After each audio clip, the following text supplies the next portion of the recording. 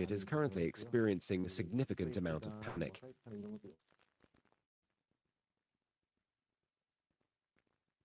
Mr. How are you doing?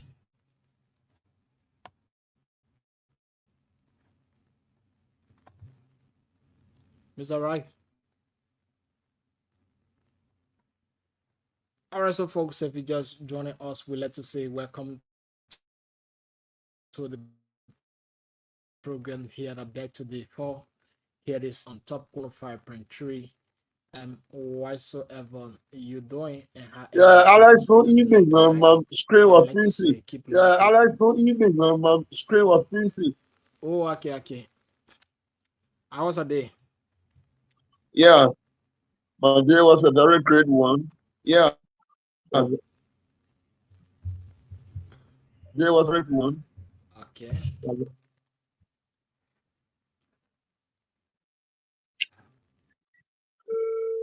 All right, so folks, that's it tonight. Wait, to join us here. Fight three, we on the air. Leader, shut Kukarama. Right. Good, good. Alex Rock, producer, correct. Oh, tonight, we back to this day. I back to the my people. If it not correct, we got talk, I'm so. From 9 o'clock till 12 midnight, we sleeping here, we read no palava, no fearing night. Truth must talk, we not go high. Call Mr. Chochuko, bring them sense. Ready veterans, with nonsense. I'm a bright, up and play clear. Anthony WK, see the baby think clear. Audience speech, one woman here. You run, she go pray. Leader G, how decide, want me county, be their life. If people, you're ready. Master, steady. Rock push to down, come and get we like. If the matter strong, we ain't pick up. If the matter strong, we go talk. If they hide and drop, we go bring up. If you make small, for yourself, I know big guy. We go talk. If they hide the truth, we go 9 p.m. to 12 midnight. The problem time, no sleeping business. Your voice matter, you so that it down. You replace it in Canada. I beg to. Okay, so folks, while we are with our panelists to join us here this evening on the show at Deck Today for, let's hear from you. What is it on your mind tonight that you want to talk about? It's about time that you put in your call, and let's hear from you this wonderful evening top 105.3 on the program at Deck Today for 0776 105 105 881 143504. 0776 105 105 881 1435 04. And you will be live tonight. I will be here with our guest. Yeah, pretty soon our guest is going to be joining us on the show. Yeah, our so just keep posted and don't you go away. But what is it tonight you want to talk about, or what are some burning issues in your various towns and villages that you want to fleck out tonight? It's about time that you put in your calls and let's hear from you. Call us on 0776 105 105 881 1435 04. 0776 105 105 881 1435 04, and you will be live here on top 105.3 tonight. Put in your calls and let's hear from you. Yeah, it's about time that you call us, right? And let's hear from you. as we await our guests and panelists to join. Mr. Rice already here. We wait on other panelists to join us on the show here. So they come in. We're going to keep start the show here this evening. Yeah, but until then, you can put in your call. Let's hear from you. What is it tonight you want to talk about? What are some burning issues that you want to flag out tonight? Yeah, making your calls and let's hear from you quickly here this evening, right? On the program, I beg to differ 0776 105 105 881 1435 04 0881 1435 04 0776 105 105. You're going to be live here tonight. Let's hear from you. Let's go on the line and pick out this person on the line. Hello. Yeah, hello. Good evening. Your name and where you join us from?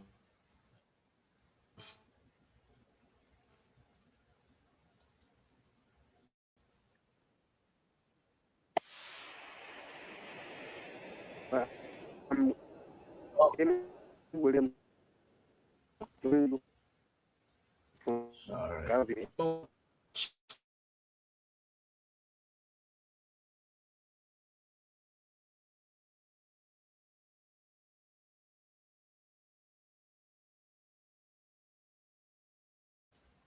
The motorcycle you need to see those that will ride those teenagers in the night.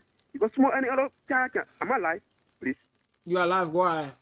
Thank you. Any other child can just get on the lane in the night and join by the name of motorcycle. See, it's very frustrating. As I speak to you right now in Calgary community, I was just to buy to come, but why? Wow. But as I came, I told my radio to hear from your program. Thank you very much. Amen. William once again. Thank you so much, Mr. Williams, for being part of the show. Thank you. All right, so that's it.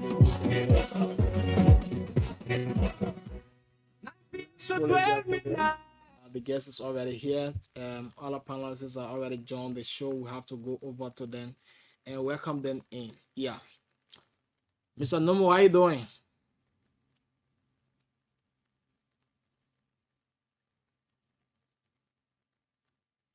Mr. Nomo, you are muted. I'm doing good. How about you? I'm doing good. How about you? Yeah, everything is okay. Thank you. Mr. Nubo. Mr. Nubo. Thank you. Yes. Our Yes. guest is already in with us. Okay. Yes. Okay. Edit. Yes. Can you? Edit. Edit. Can you? Alex, can you mute yourself? Alex, can you mute yourself? Alex, you have to mute yourself. Okay. Welcome our guest, Mr. Lawrence Yellow. Welcome to I beg to differ. Thank Yes. you. Thank you for having me.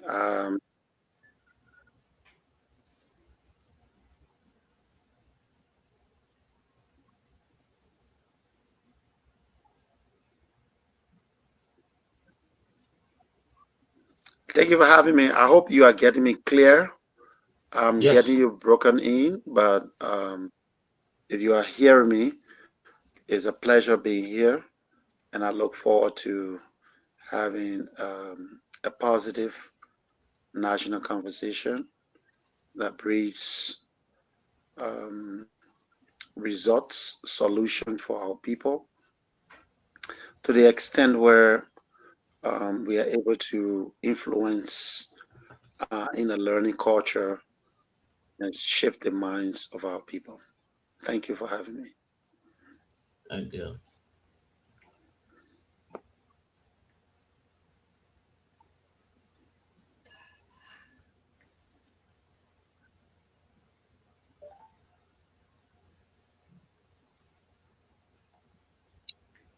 Good evening and welcome to the chairperson.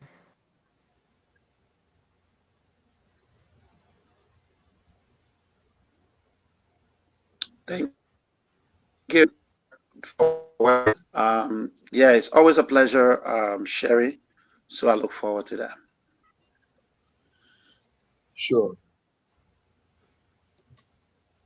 Mr. Nubo, Yes.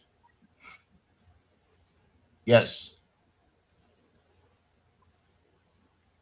you have any idea when the veteran coming in, Fred and Archie? I have no idea. Uh-huh. So maybe we can move on. Um, um, you can either introduce Mr. Yelu or he introduce himself, and then we can go from there. All right, thank you.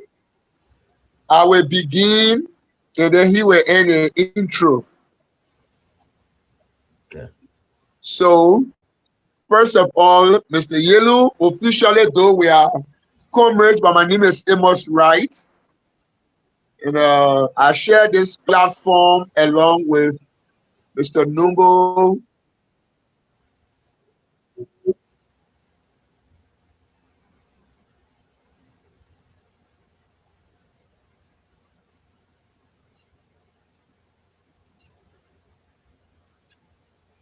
Mr. Wright, are you there? Intro of the phone call. So, Oh, like okay. Mr. Yelu, Lawrence Yelu the second, if you will, is a gentleman, well-respected gentleman. We started during the course of the war knowing each other from the Buduburan refugee camp. We were in the teaching field together. He was in the science field. Yeah, let me call you back. I'm online. And professionally, at the moment, he's the executive director of Accountability Liberia, an organization that is very concerned and advocating for the advocating for the rebranding of Liberia in accountability. He has been a very strong man in the CSO community, and some time ago we talked about the leadership of the National Civil Society Council, and I was very happy today, more than any other person you can imagine in the civil society community in Liberia. In fact, he scooped me. He sent me an invitation without telling me the real picture of the program. And surprisingly, he was the one being inaugurated. So Liberia has a new face in Mr.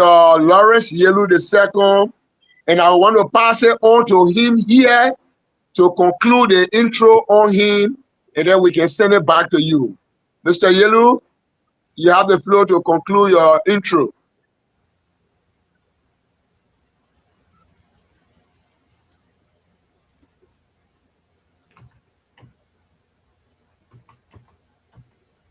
Tell him to unmute. Mr. Yelu, you have to unmute yourself.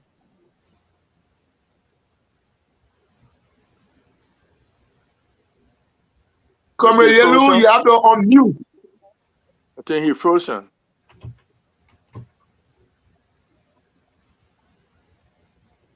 Alex?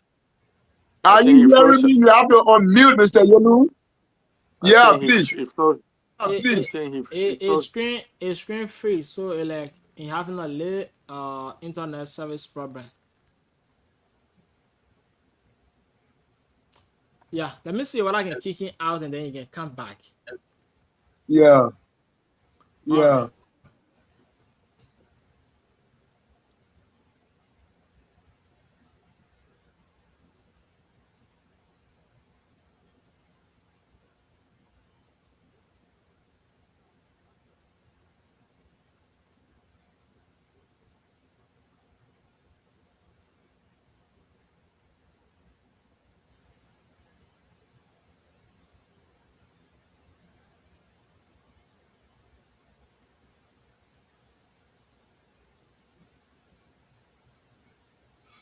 Oh, Alex, you changed your name?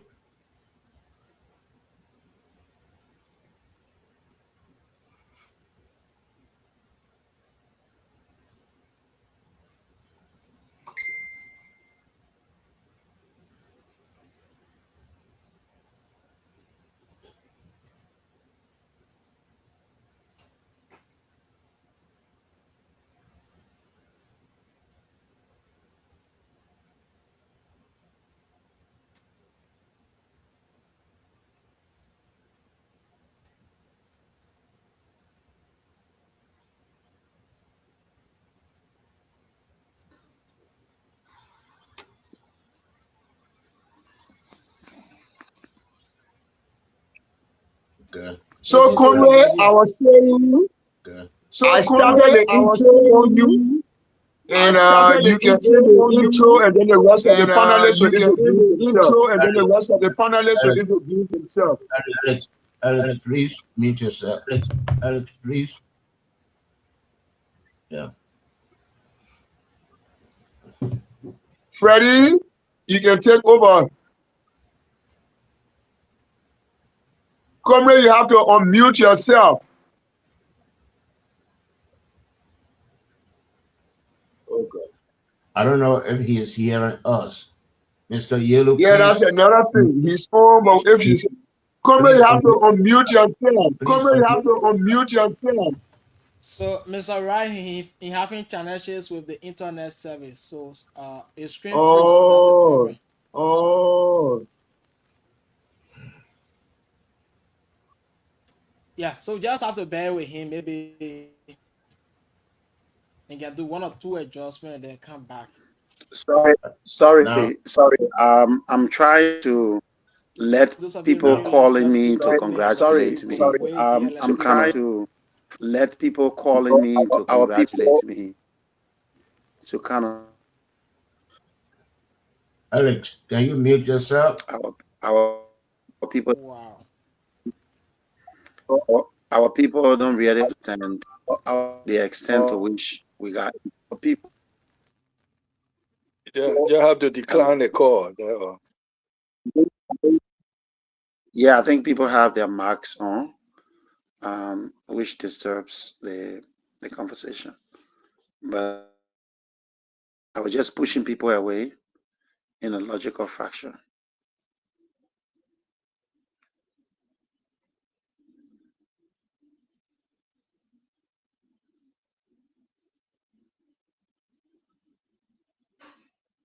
Hello, can you hear me?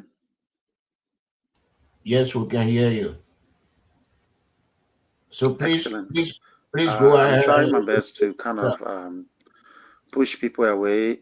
Today we have, yeah, basically, I'm trying to, I'm a double refugee. I like to make the introduction that way. Returning to the country, I used to be a refugee.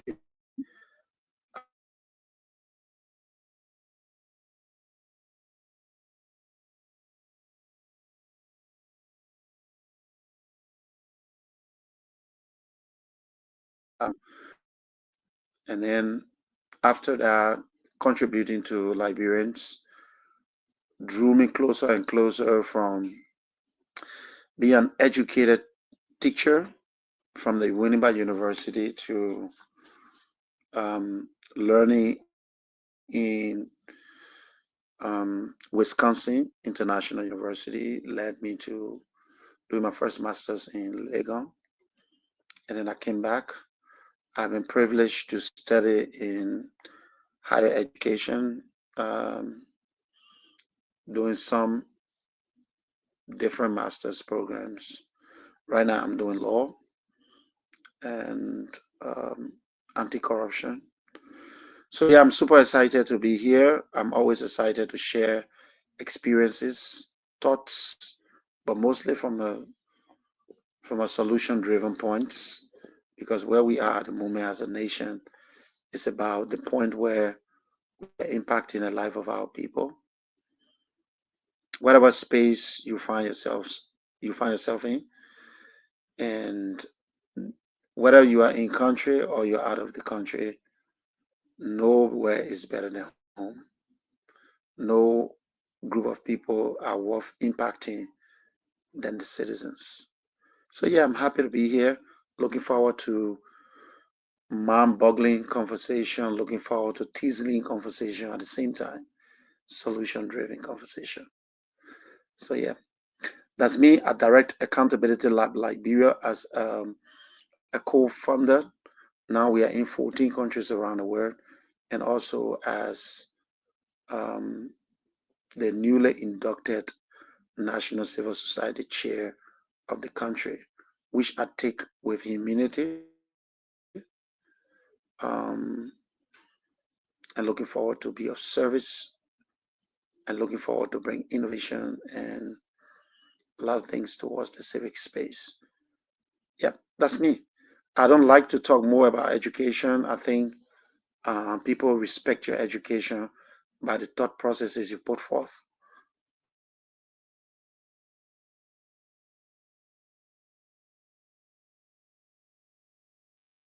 Okay, welcome to Top And with FM 105.2 FM. I beg to differ.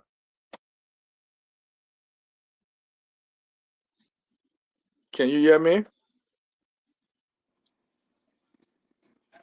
Anyway, yes, I'm I can Fred hear the you. veteran. Gradually.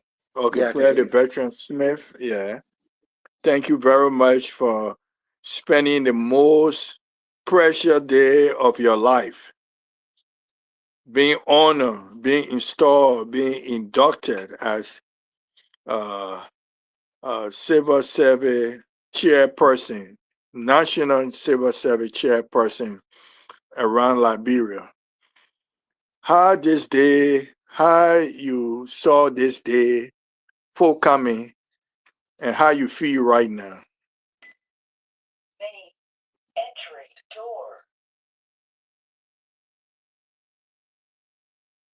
You understood what I said, Mr. Yellow, if I pronounce your name correctly? Yellow,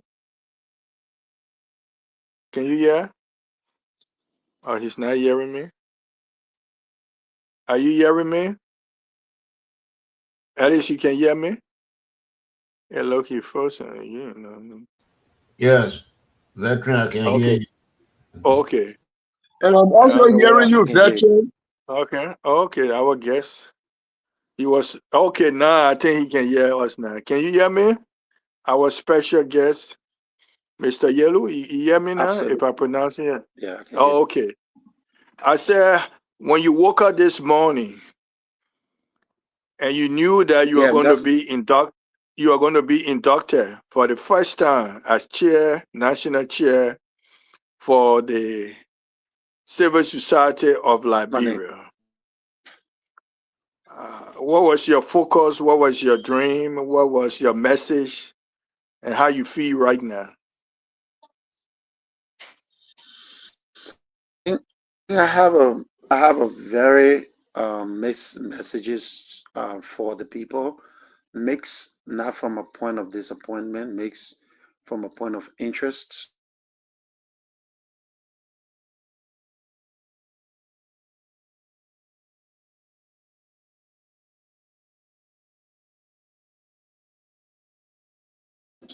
From a point of motivating our people to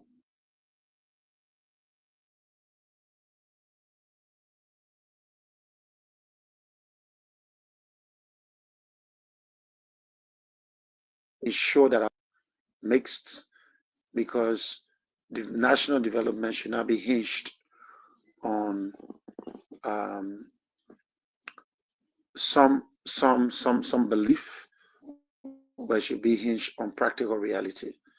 So I feel much more challenged. I feel much more duty to be of service.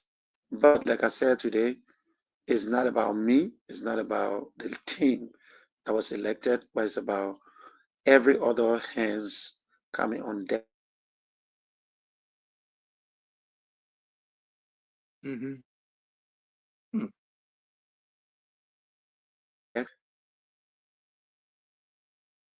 structures should be geared towards serving our people.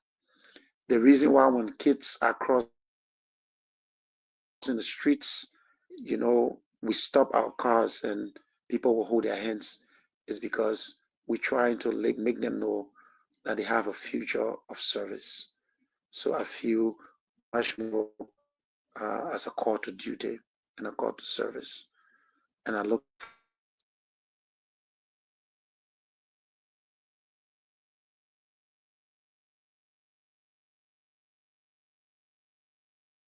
forward to doing this. Everything in me. Uh, Development architecture. You cannot do any development in any country without the academia being active. So we will be signing a lot of MOUs with universities and colleges to be able to work with them to make our decision data driven. We cannot make decision without data. We cannot depend on the World Bank data necessarily. We cannot depend, and then we are claiming on IMF. We cannot depend on the Oxfam and the Mexico, but we need to depend on the contextual relevant data that comes from the academia in collaboration with CSOs and governments that will be what we see, what we live, and the extent to which we can make the impact. And that's what I'm looking forward to engage the academia to do. Faith-based organizations, I will be engaging them. Traditional groups, we will be engaging them because no nation without a tradition that stems on values and culture that will survive. So yeah, for me, I think it's a holistic feeling, but it's also mixed. Mixed because I've explained them, but at the moment, I think what all of us can do, whether in the diaspora, I also am happy because I've had a time to live in diaspora, not because I was in Ghana or La Cote d'Ivoire. I worked in Benin, I worked in Nigeria, I worked in Senegal, and I've had an opportunity to work in the US and study in the US and come back home. So I have a holistic appreciation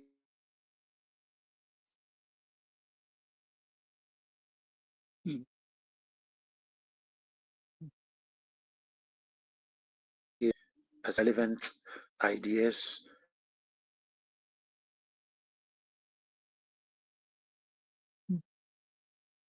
Okay. Develop, grow. We're not being perfect, but we're trying as a country to grow. So yeah, I'm looking Okay. forward to the Okay, that's good way to start, Mr. Lauren Yelu, Executive Director of Accountability Liberia, and now you hold the position of Chairperson for the National Civil Society Council of Liberia. So let's look at the two positions. One, Executive Director for Accountability Liberia. How that position have helped you within the new challenge you go in to do civil society chairperson? How do you see both or compare both? I think the first thing I've come to do over the years is the two positions are technically different. Reliably, they diverge at a point where they both tell you that you are executive director. They both tell you that you lead people, you lead processes, you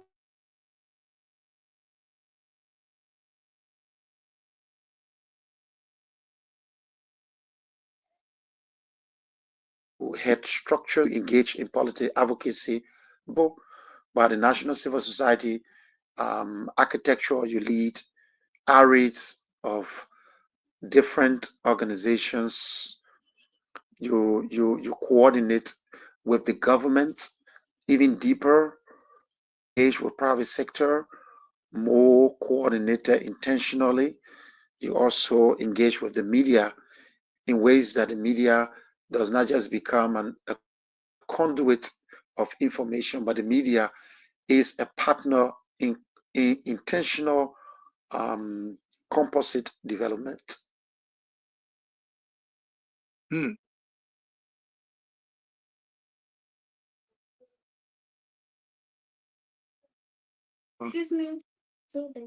Extent where you also engage with council and the accountability lab, you also bridge trust between government and civil society. But at the national level, you have much more responsibility to coordinate with regional directors. We have 5 regions, and the 5 regions stretch from Region 1 in the west to Region 5 that comprises of Maryland, River G, and um, and Grand Crew. That means that you're not just working through those regional directors, but you're working through them and their county leaders. Then from there, you drop to CSOs and community-based organizations. It is deeper. It is much more engaging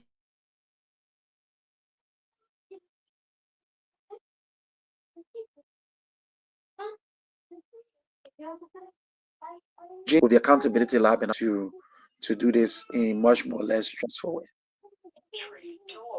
Thank you. Okay. So before I go to Mr. Amos Wright, let me ask my last question. Not last question, but put you in the mood, and everybody will ask 2 questions or more. Being a refugee, how have that taught you in your struggle, and how will you take that refugee challenges into your new position?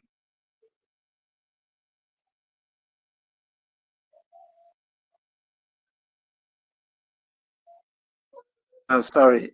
The difficult thing that can happen to anybody is to be removed, forcibly removed from your country. But to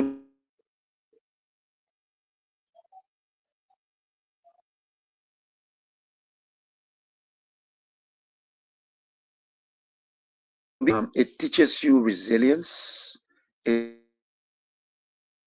to be a supreme being. It teaches you to be someone who respects human values and human rights. So to be a refugee, bringing it to this position, it's not new. I think I've applied that in a lot of positions. I used to be um, in a choir on a camp. Not before the camp, I also used to be in the National Evangelical Mass Choir, which led me to impacting the landscape of music in Liberia. So a lot of things it gives you. It gives you a lot of composure. So I'm coming here with a lot of patience, composure, coordination, and the ability for me to see things in much more elaborate ways, but appreciate diversity at the same time, understanding that solution is the way. You know, when we're on the camp, we complain a lot. Look, no refugee situation will not teach you that people should not be racist. People should not be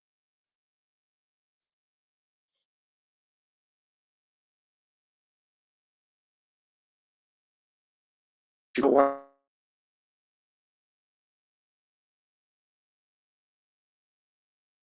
this? Hackathons, and hackathons is basically how do we use technology to solve social problems. So I'm bringing those things into play. We will be constructing um, the first of its kind in the country, a national um, infrastructure with a cultural appeal. So when you come in Liberia, almost all of the buildings look foreign. But this will basically tell you I'm paying all of the building, mean all of the public buildings. I need to be clear because before I'm misunderstood. All the public buildings are foreign. So if you saw the design that we display today, it's basically in a hut form, like the way any of our huts, if you're in a village, which I have, and I've been a hunter. Now, not hunter like hunting with gun or hunting with dogs. So there's a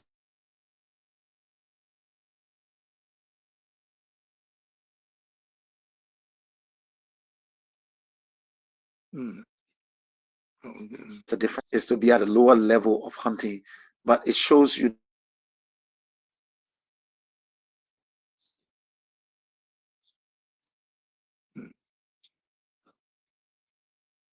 Okay.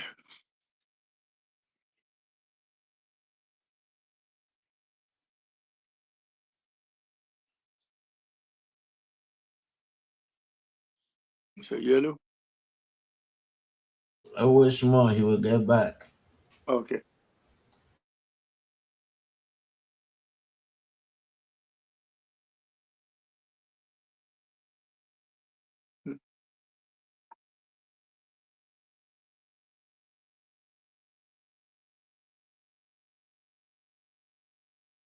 Hmm.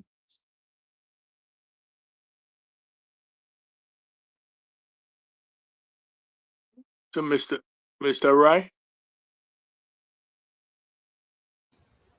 I was saying Mr. Rai? when he comes Uh, back, we should shorten our we should tell him to shorten the answers. So okay.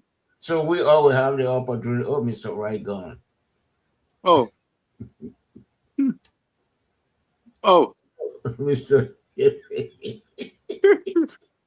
So, when they Mr. Numo and myself standing. well, well, when he get back, Mm-hmm. maybe my two questions I can put down in one question. Okay. Yeah, Let me see where Mr. Rai. because Mr. Rai? Mr. Right is here. But he said not talking. Mr. Rai? He's mute. Uh-huh. Oh. No, I'm Uh, talking. I'm right here. okay. Okay. No, I wanted for you to talk when he ever take a break, and then when he come back, he can call off. Maybe you talk about Oh, civil okay. organization. Civil organization is important to Liberia, so we can't waste airtime. And then when he Yeah, come sure. back, then you okay. So then I will. Yeah.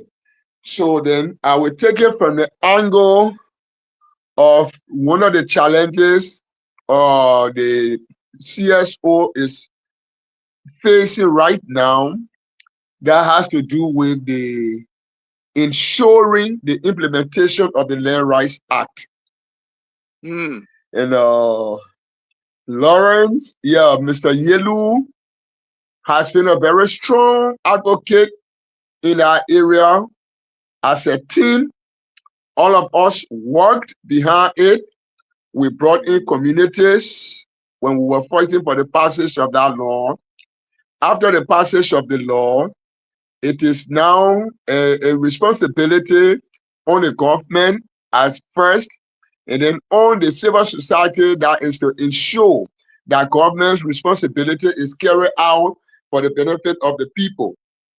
So then, working with the Liberia Land Authority, working as the CSO community, uh, we are greatly involved. And these were some of the challenges or the fight was involved in with all of us. But I really remember when he took on this accountability Liberia initiative, he kind of realized that the fight is or should be holistic. Okay, I just see him back on the screen, so then I will give him the Okay. floor to continue. And Honorable Yellow, I was just like connecting the space that came in as a break and some of the things we were doing as a civil society community in the fight or to aid the Liberian Land Authority in the implementation of the Land Rights Act that we fought for so much to have it passed. You can take back your table and continue what you are saying.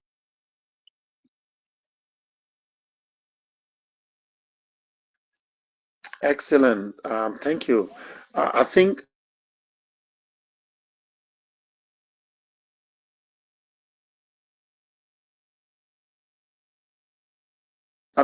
the trust.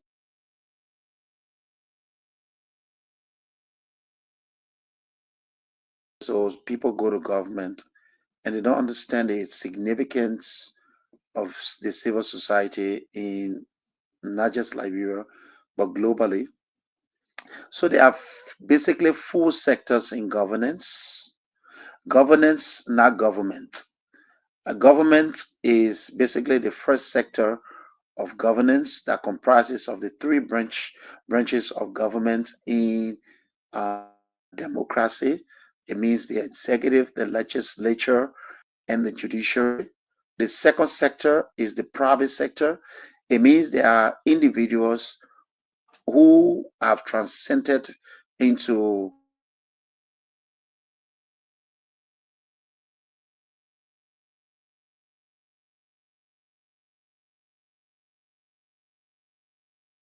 um,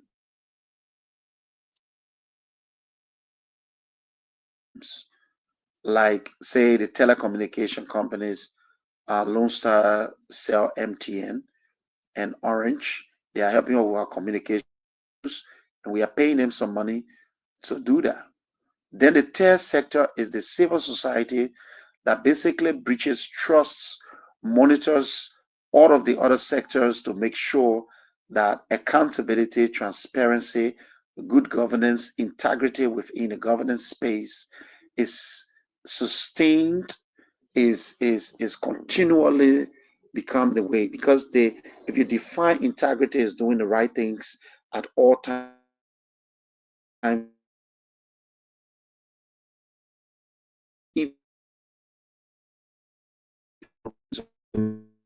stealing desk from classrooms, the person is stealing equipments from hospitals, the person is also stealing um, roles, good roles, because they are stealing equipments that could build the good roles. So issue of corruption is an issue to the heartbeat of civil society, so that we are able to solve those problems. People that are doing that should come under the scrutinies of the court systems. Basically, I'm emphasizing respect for the rule of law. So civil society embodies that. And then the next thing, the next sector is the media. The media has few roles: to educate, to inform, to entertain. And the aspect of entertainment is not just meant to just get people dancing, but dancing for health. Because health is wealth, wealth becomes peaceful if the wealth does not harm the well being of the citizens. I'm trying to do that as a caveat. So, civil society is the center, the sector of government that inculcates the center for trust building between government and citizens. Is the area where we push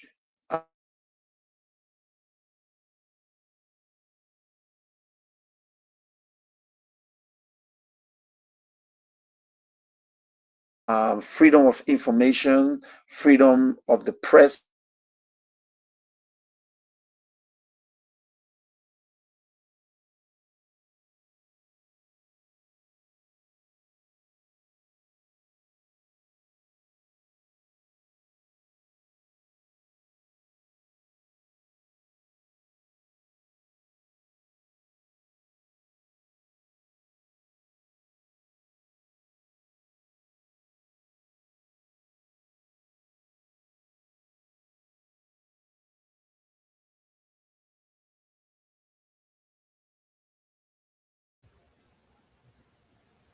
So, Mr.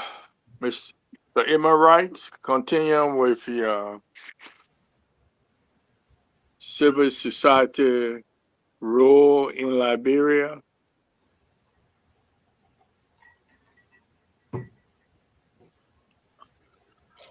Okay, so as Comrade Yelu was putting it,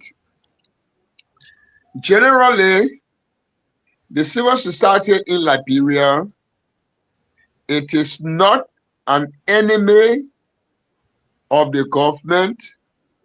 It is neither. Okay, he's right back, so let him get continue. Yeah, I mean, you're right, uh, Brother Amos. Brother, right, this is serious. I think people go to government with the wrong notion that civil society is about protests. Protest is the right under our constitution, under any democratic framework. But that's not what civil society is about. Civil society should do research and come up with data for national development. Civil society have been skewedly defined because people who are agitational have used the civic space and made it appear to be an agitational space. That's what civil society is about. Civil society is not an enemy to government. Civil society is not a conduit for opposition to be used, to be using to get their voice out there. No, civil society is not opposition to governance. Civil society is an architectural governance framework that helps the national development package of the country and make sure that we are the critical partners. You know, there are some people who define civil society in an archaic 1920 form that say, oh, they are watchdog of society.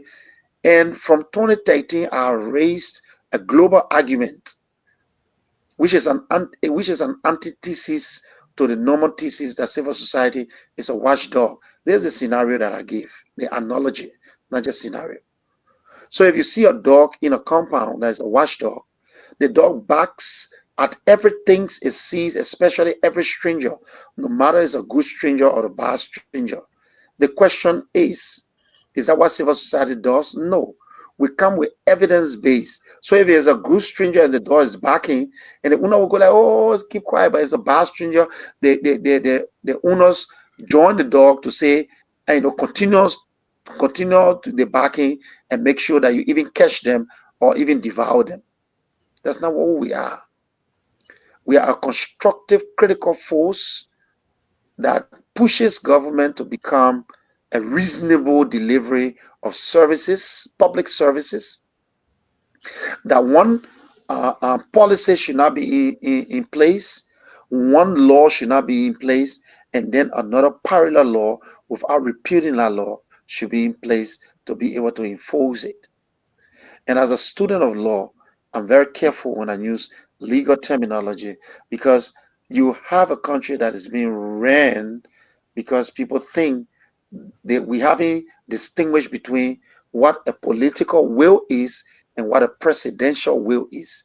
So a presidential will is a subset of a political will, but in Liberia, the presidential will is so huge because the president's will to appoint over 3,000 plus person in our government makes it so huge that the president has a serious will in our country, and we need to pay attention of people the president appoints and what their history is. Have they become convicts? If they are convicts under our law, have they crossed the threshold of being reintegrated into our society for them to become a conscious heartbeat of our society? Civil society advocates on that. We advocate on the fact that are there scorecards to monitor government developmental projects? If there's a rule, for example, between Tapeta to Zwedru, who's monitoring that rule? Who's reporting on the substandardness of that rule or the standardness of that rule in terms of material? Look, this country is so blessed that we have water, we have rocks, we have sands. So what are the investors really bringing for road construction? They are bringing effort and they are bringing human capital, for which most of the human capital at a lower level is our people. So our redevelopment and redesigning of these contracts should be in a framework of giving value for procurement, and compliance in procurement should be something that civil society pay close attention to. And at the moment, I'm doing a master's in to become a global compliant officer, and an anti-corruption expert. But now I'm an anti-corruption expert by practice, and I'm moving towards theory. So civil society is not just the ways that people just look at, and then sometimes when something happens, people say, "Oh, civil society, just come and talk." We are not a press release organization necessarily, because sometimes we'll give press releases. It doesn't mean that's who we are. We are not limited by that, but we are also to discuss laws. When the laws are not right, we take action to the court. And I can assure you that this civil society organization, this tenure of the leadership in these 3 years, when there's a need for us to go to court, we'll go to court. When there's a need for us to test the constitutional court, to go to the Supreme Court to interpret portion of the Constitution for the well-being of the Liberian public, we will go to the Supreme Court. So people who know me knows that I don't shy away from boldness. Today I said we will serve in humility, we will serve in transparency and accountability. At the same time, we'll serve with bold courage. And trust me, people that know me know that when I say bold courage, I mean every single word of that. Thank you. Okay, let me turn it over to the moderator, Mr. Wright, to continue with the panelists. I think right now, Mr. Newmo will have the opportunity to ask his question. Mr. Newmo? Okay. Well, thank you, Mr. The Veteran Smith. First of all, I want to let you, the panelists, know that I have dropped the link in your personal box. Please share it to all your groups. Let the people enjoy the beautiful conversation we're having here with the Honorable Mr. Lawrence Yelu. Mr. Nubo. Yes. Thank you very much, Mr. Yelu.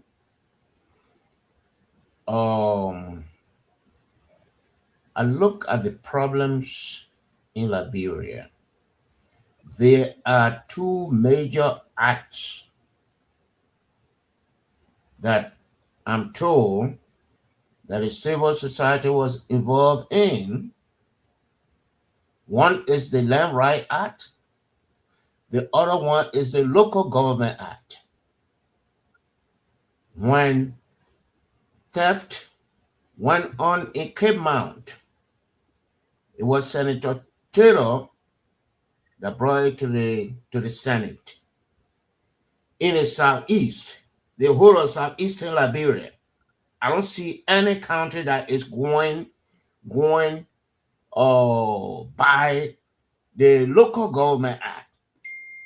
And I don't see, okay, let me not say that. Question number 1 is what the civil society is doing about the implementation of the 2 major acts.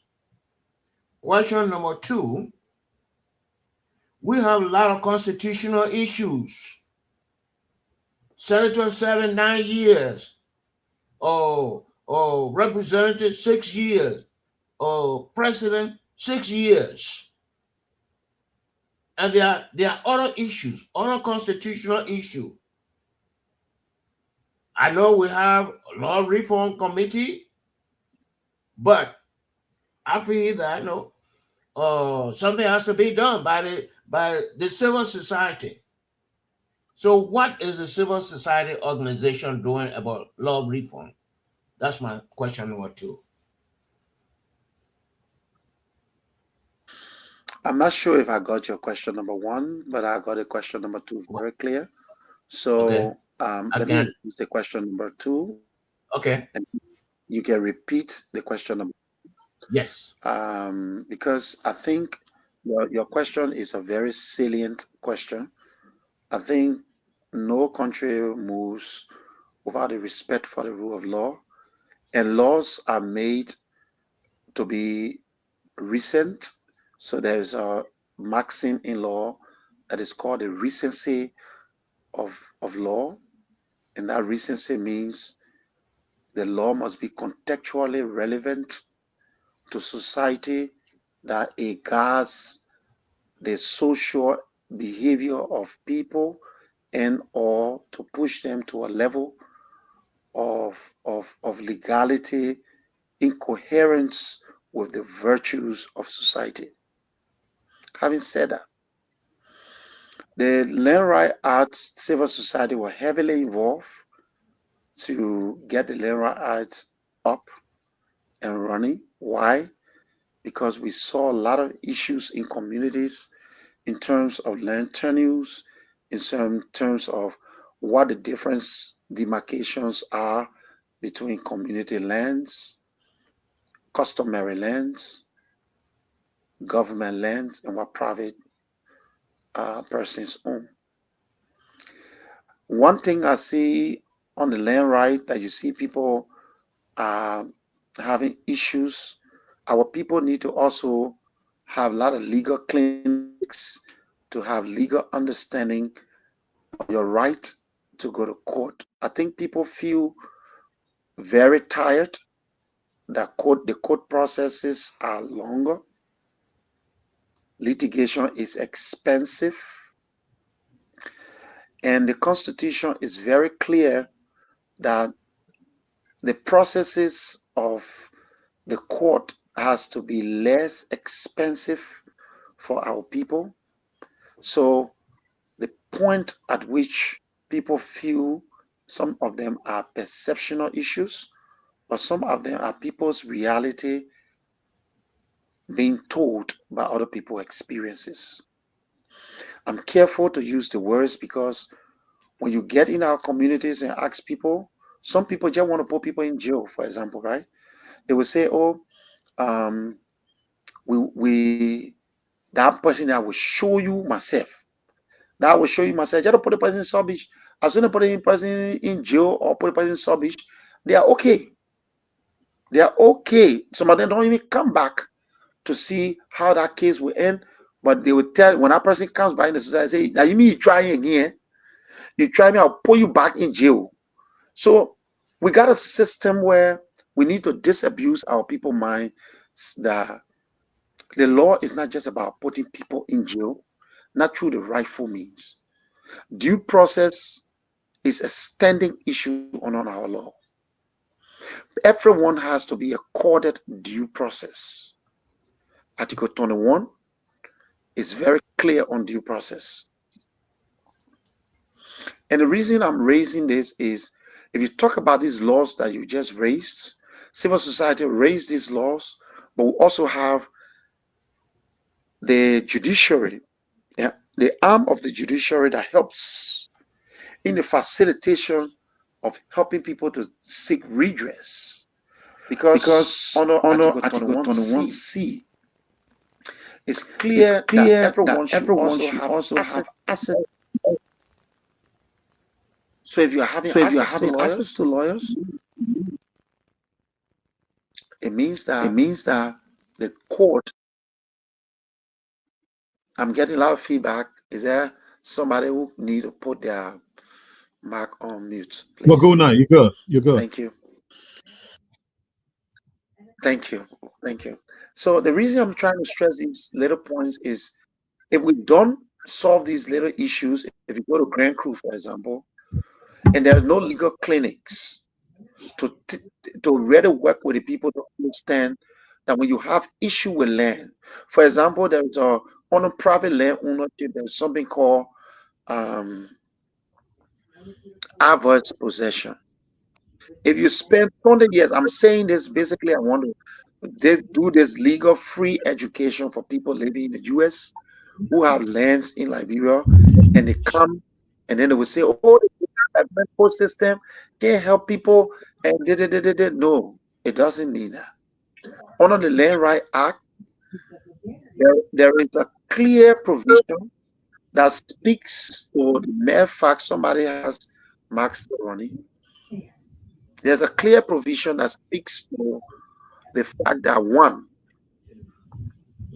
when you allow somebody to live on your land, which is an individual land, openly, notoriously, hostilely, and for the period of 15 years and above, the person can go to court, especially when the person has a title, where they are under the influence that this land is theirs, and they live there more than 15 years, they can go to court and plead adverse possession, and they will prevail against you in court because no one has even come on that land and to say anything over 15 years plus.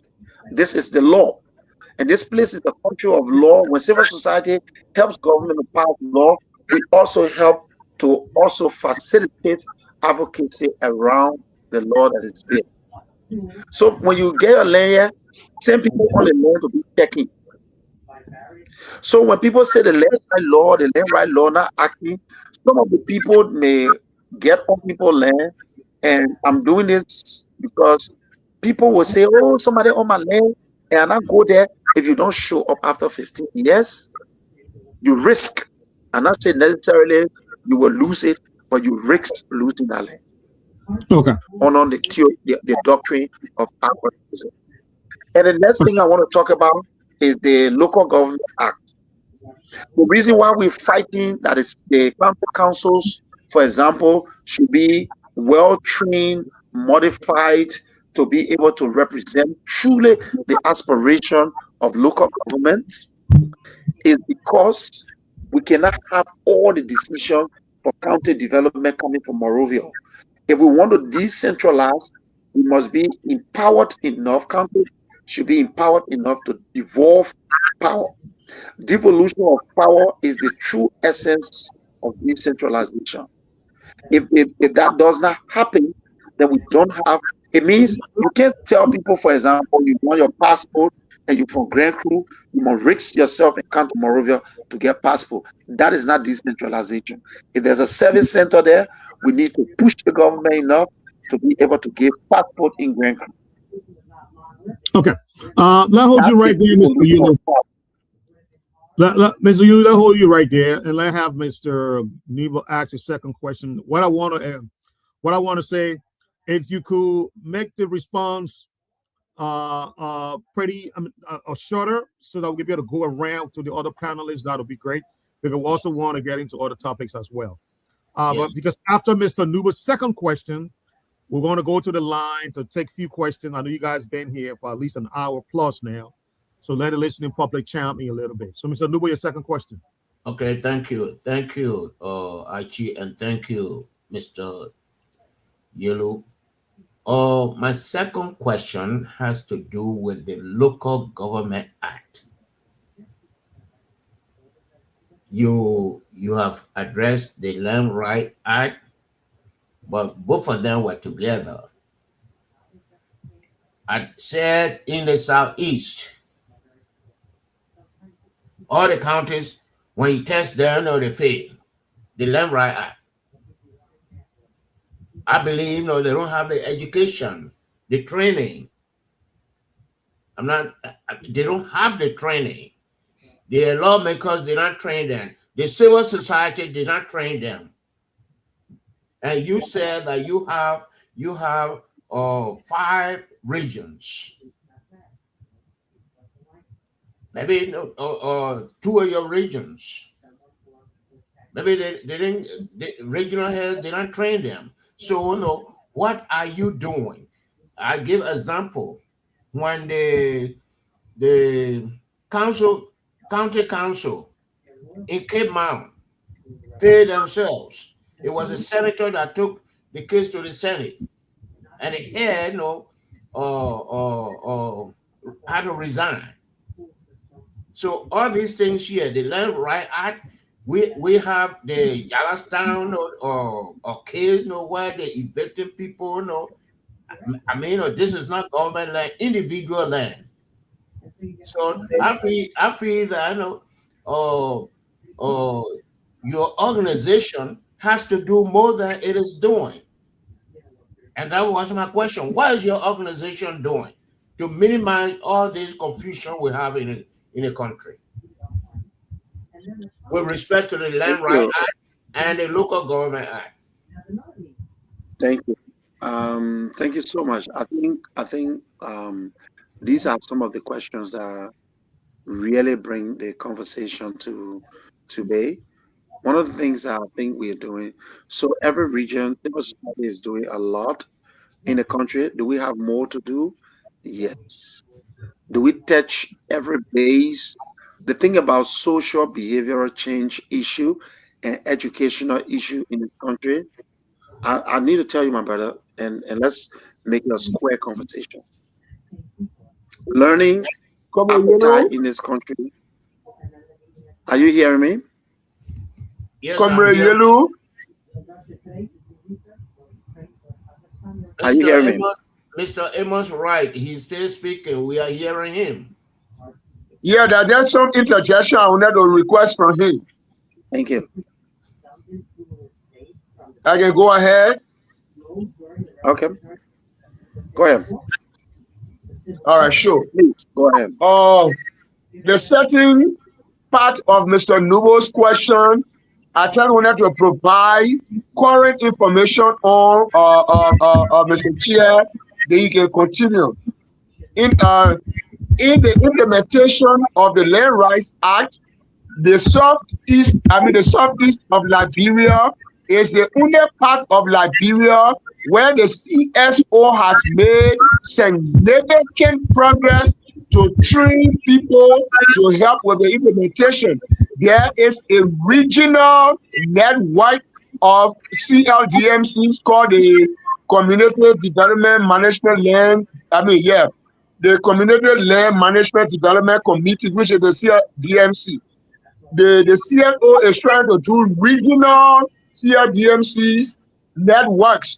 So the experiment has already concluded in the southeast. So the southeast in Liberia right now is the first to have that regional network. And it was the courtesy of the SDR, which is the Sustainable Development Initiative supported by Rice and Resources Initiative, RRR. So I just wanted to provide that information. Come you can continue.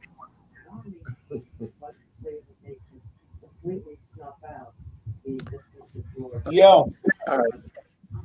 I, I think Thank you, I Mr. think Barry. after that, I know Thank you, Mr. Mr. Wright. Amos Let me, Wright take me to come in. All right, let have Mr. yeah, Yellow come in then. Mr. Yellow. let me go back. Let,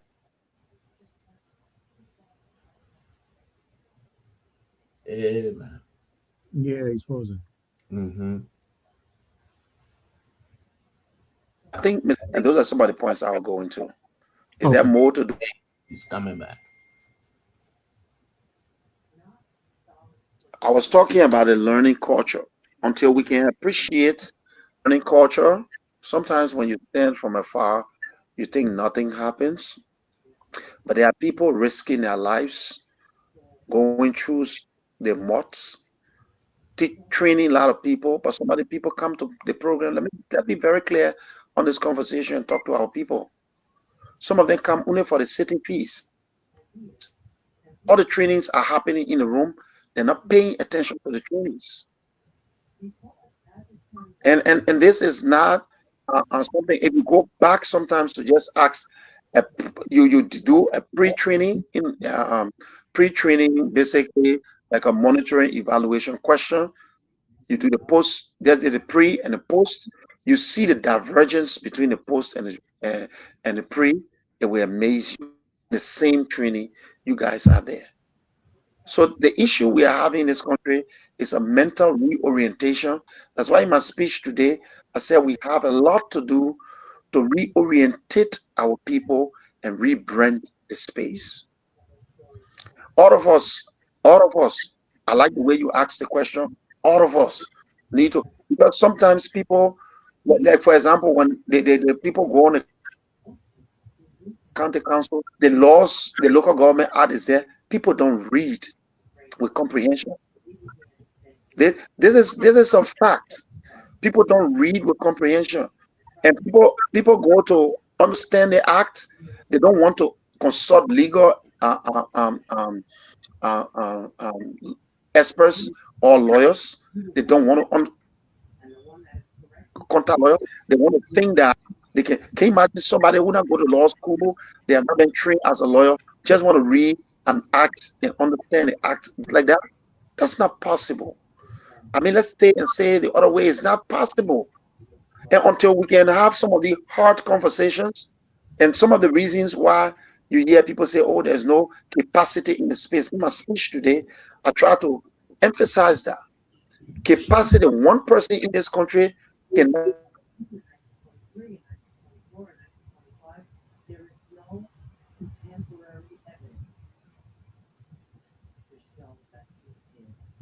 justice knowledge can be an epitome of all of the knowledge in a solution for all. That's not realistic. So when we say that the civil society has more to do, yes.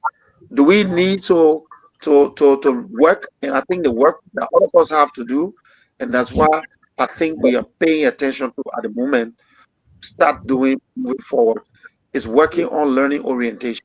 So in 2019, I launched a program called Rethink and Rebrand Liberia, so that we rethink a lot of things that we are doing and rebrand the country and rebrand our organization and rebrand, because everything is about the way we think. The mind is like a magnet. The magnet cannot extract metal logs, nor the magnet can attract non-metals. The magnets attract metals.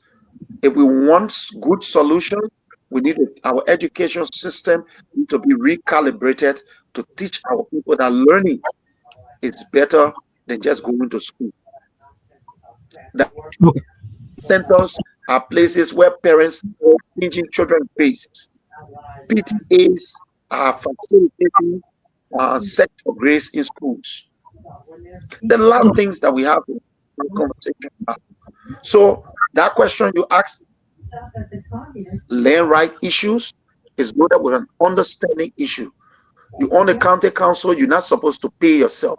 The lawmakers, the section, I'm forgetting the direct section, if I don't want to quote the wrong section, but there's a section focuses directly on the lawmakers finding a regulation on what do they mean by the remuneration of the county council members. They didn't pass it. Then the people in the county council in Cape Mount used their discretion. They had no legal right to use their discretion. So when you do that without legal guardians, then you run into trouble with the law. Okay.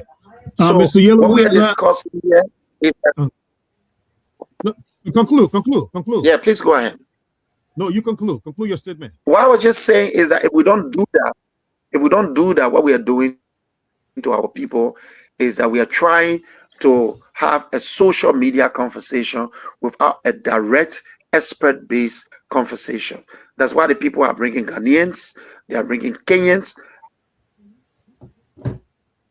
It is good for we don't make use of them so that we can amplify their voices based on the quality of the decisions that they help us make. We will bring experts who some of them do absolutely nothing, and it depends on us to do the work. And when we do it, we get them more money. Thank you. Okay, I have to laugh because I have to laugh without laugh out of your statement because I'm pretty much aware of it. So yeah. Thank you, Mr. Yelu. So Mr. Yelu is the executive director of Accountability Liberia. He's also the chairperson of the National Civil Society, Civil Society of Liberia. Well, we are very glad to have him with us tonight, and he gave us a lot of insight into what his organization does and the way forward. So at this time, Mr. Yellow, we're going to go to our phone lines and get one or two calls from the listening public based on what you guys have discussed so far before my entrance here. So Alex, please take it away to get one or two calls from the audience. let them participate in the program tonight. At this time, Mr. Yellow, okay, you heard a few. Okay, you heard a few. Top FM 105.3, we on the air. Leader, shout, Sheku Koroma. Well, folks, and of course, I'll say this evening here on Top 105.3. If you just joined, I'd like to say welcome to the program that back to D4 here this evening. You just been following the show here this evening. It's about time that we hear from you.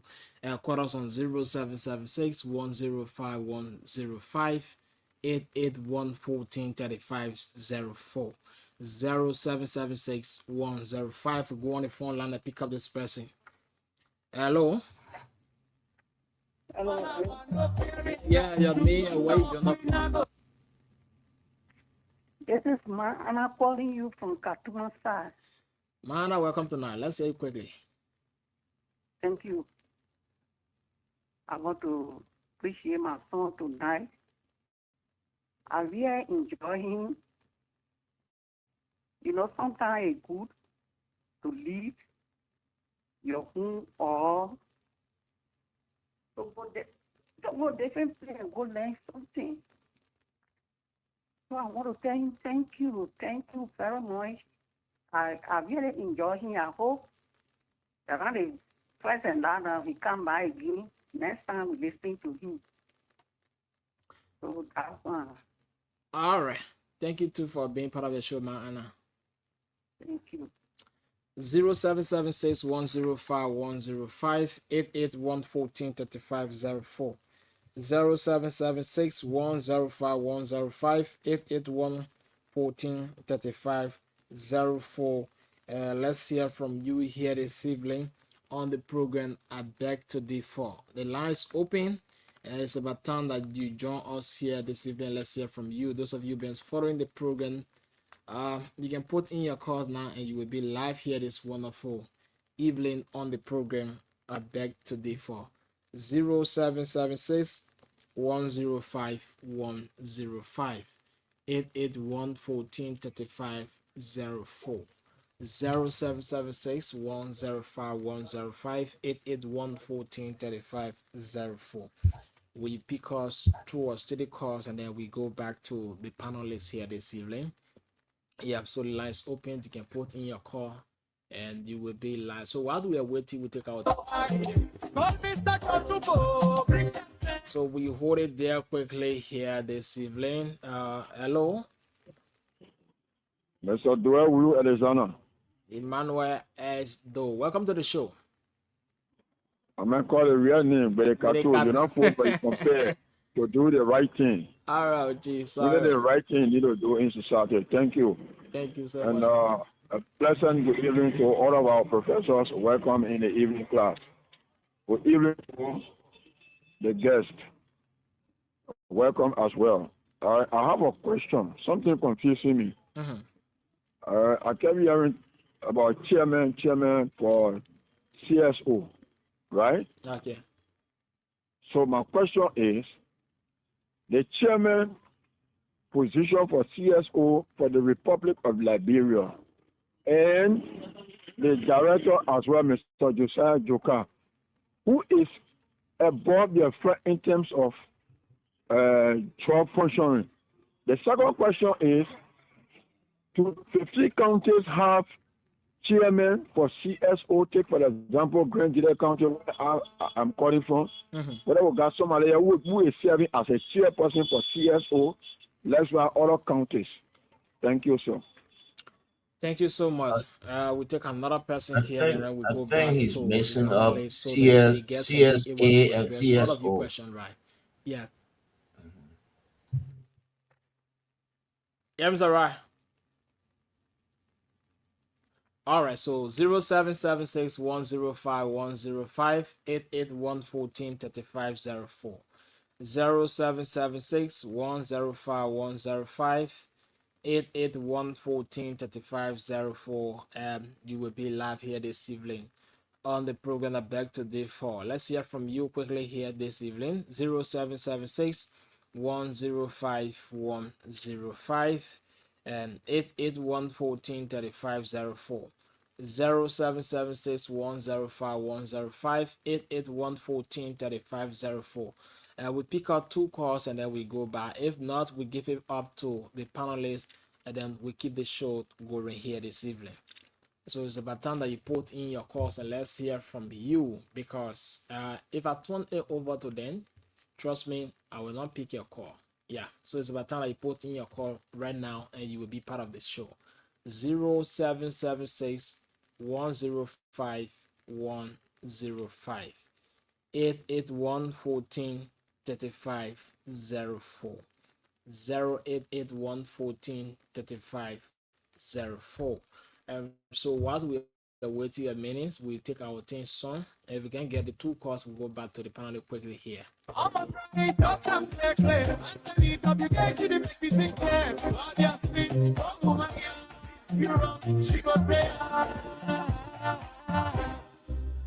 Leader G, out inside, want me county, be there like, give up people, you're ready, number stop, steady, steady, rock push to down, from market to yard, if the matter strong, the empty track, if the matter strong, we go talk.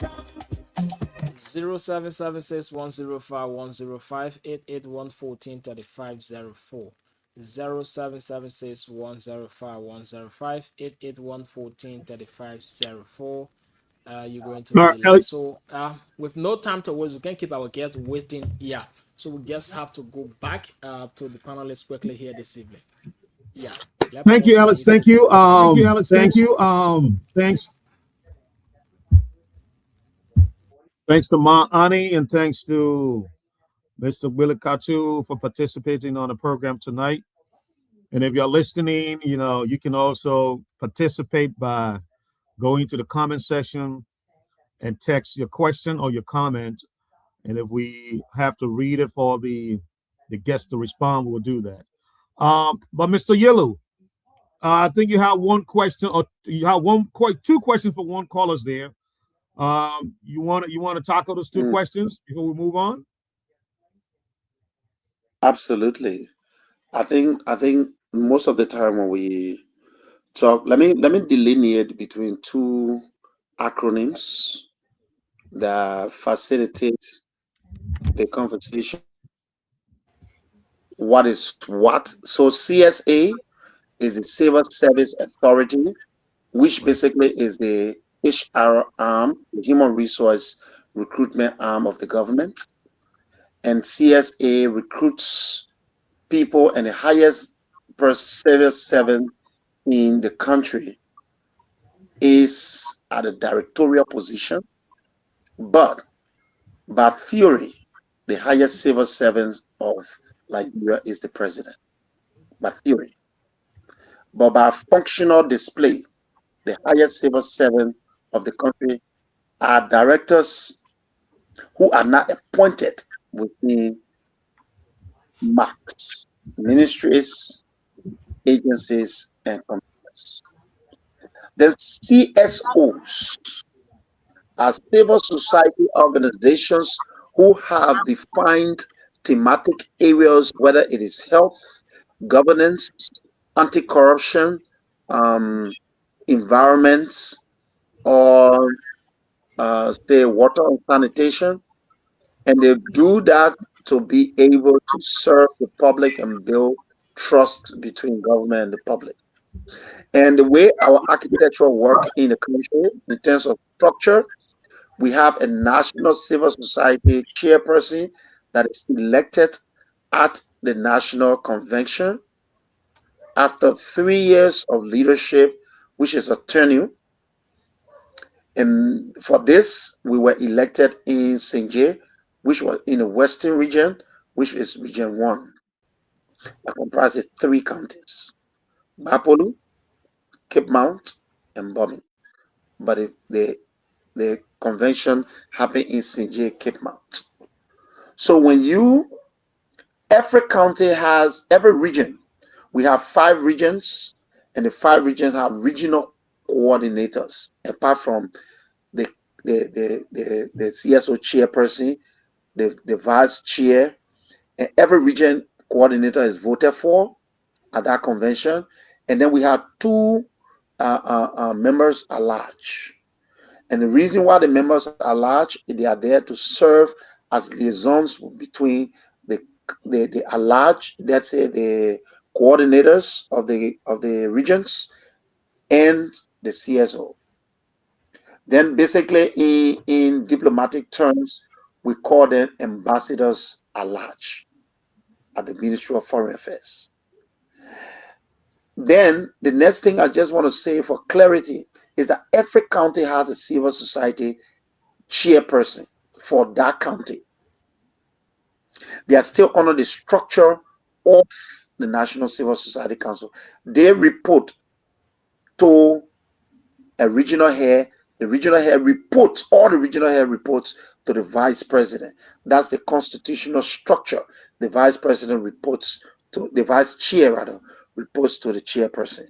And then the chairperson convenes the National Executive Council that comprises all the regional heads and the coordinators and the members at large, including the vice and the chair. Okay. Now, this is our structure, and I think that's the question.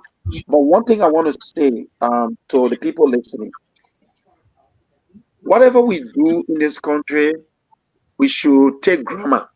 I want to be very clear. Let me speak small colloquial. Yeah, let's take grammar away from our conversation and go for practical reality. You know, sometimes when I come on shows like this and other shows, I don't speak big English.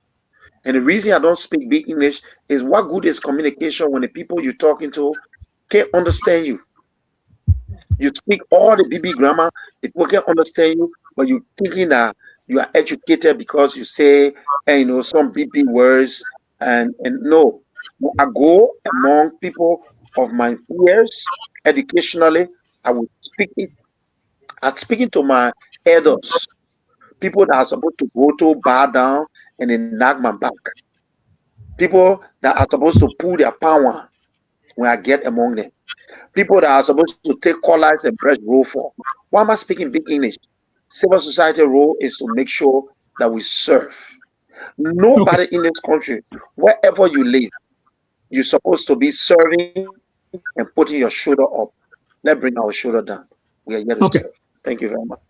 Thank you, Mr. Yellow. Thank you. And I'm glad you said that, because that is a very beautiful intro into my next question.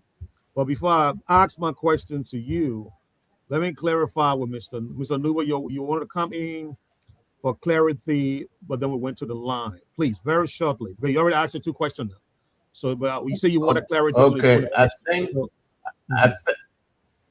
Okay, I think he clarified what I was talking about. I mean, the civil society or the CSA is different from CSO. The CSA is headed by what's his name, Joker, and the CSO is headed by Honorable Lawrence Yellow. That was what I wanted to clarify. Okay. Because when it got to call, he makes the two up. When it got to call, he makes the two up. Yeah. Yes. Okay. Yes. Thank you. The Veteran Smith, you got a question before I jump in?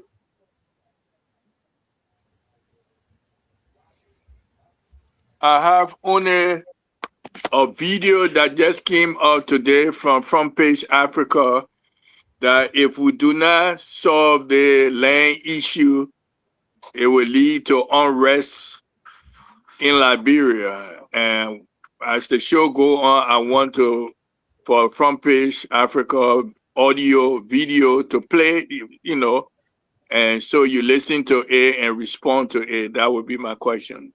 Okay, you can drop that in the beg to differ chat. I did it already to Alex in the chat room. Yeah. Okay, great. So Alex, I seem to be discriminated against tonight. Nobody telling me, nobody giving me any room to ask questions. The problem is I can see you. Your video, I'm not Nobody Mr. can see Yelu you. thing. Why you hiding yourself? yeah, why hiding yourself today? And why you hiding yourself? And Mr. IQ, right? I have problem with him. Yeah, I I mean, agree. you know, say we were the civil society organization will do this, will do that. But I was asking what they have already done. And then he said, let me interject. And he spoiled the whole thing. Okay. All right, we'll come to you, Mr. Wright. Do you have any My comment? interjection was you wanted to know whether CSO did something, especially in the southeast. And a very great lot was done there. I was part of that process. So I didn't allow my boss man to go on it. I jumped on him. If they please give me the opportunity, let me get that information out. Okay. So I can't want me to We come still here and are not answer sure of the you. 500 acres issue in Nigeria. No, you know, you are coming in because I told you dealing with now. It just I want us to really focus on the land issue and the good Mr. Smith has given us a video. So Alex, please get that video queued up. When we're ready, you will roll that video and it will go into our next conversation, which will be strictly on the land issue. Mr. Yellow, the land issue, you would agree, is a paramount concern. It's a serious concern to every one of us. Okay? I mean, we touched on it last night with Anthony Jensen, but good to have you for the Civil Society Organization. We want to touch on it again in full detail. But before we go there, Honorable Yellow, first of all, let me let the listening public know, Mr. Yellow is my former instructor. I sat in his chemistry class. I want to say that. He probably doesn't know me. There were a lot of us in the class. There were 100 plus. Mr. Yelu, you can take the fifth. Well, Mr. Wright, a good student, you can take the fifth if you want to answer. I think no, you are the only student that you are the only student that had D. Oh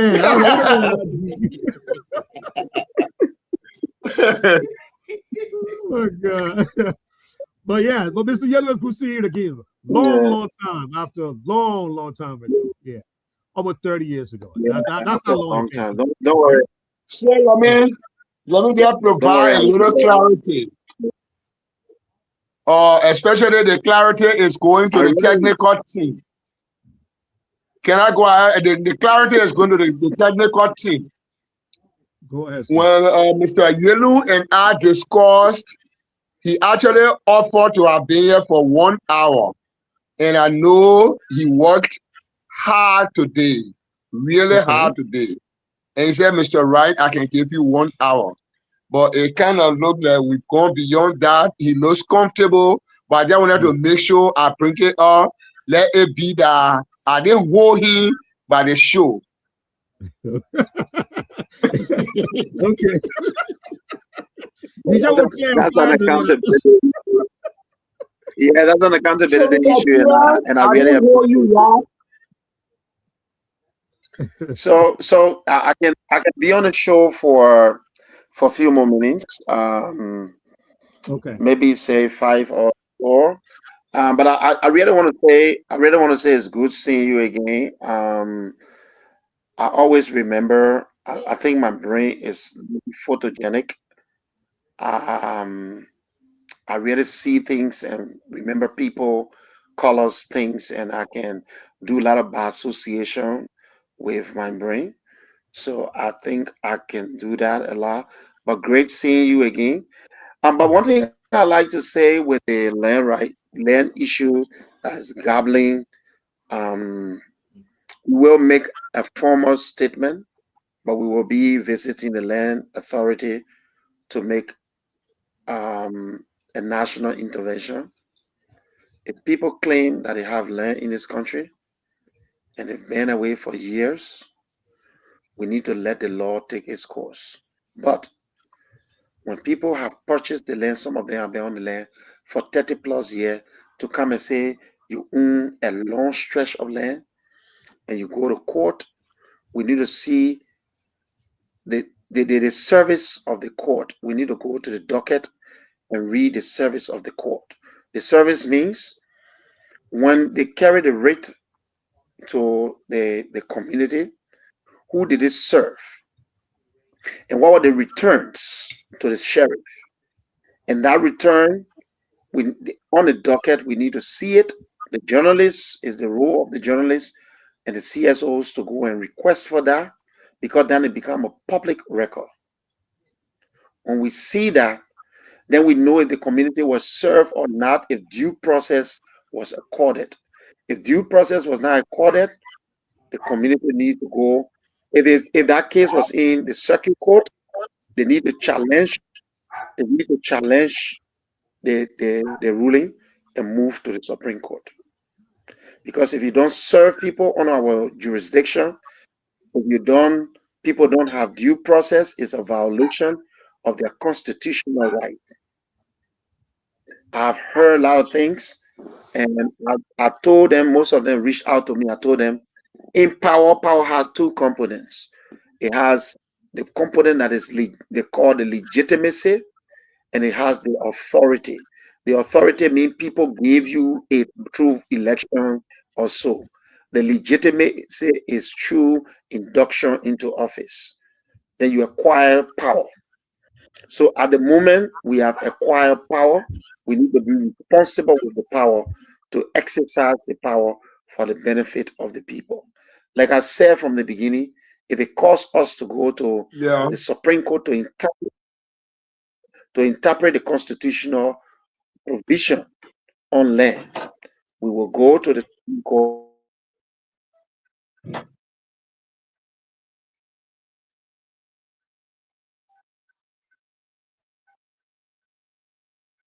Let's say your father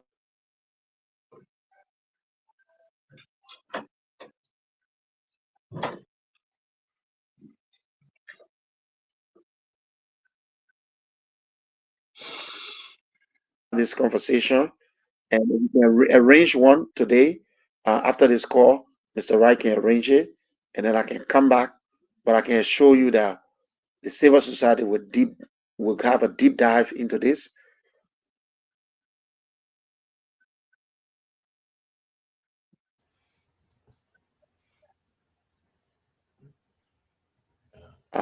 We will come back to the government, the sanity of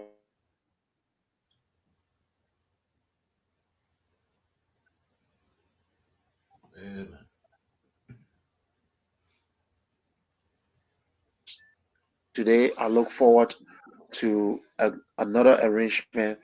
I can spend much more longer time. I really have a very tiring day, and I hope that you guys will understand. And I really love the conversation, and I hope that for the education of public, many people don't know that the name Yelu is also is a son of Gay. So some of you here don't even know. So let me, Yelu is the son of a Gay. All right. So thanks for having me.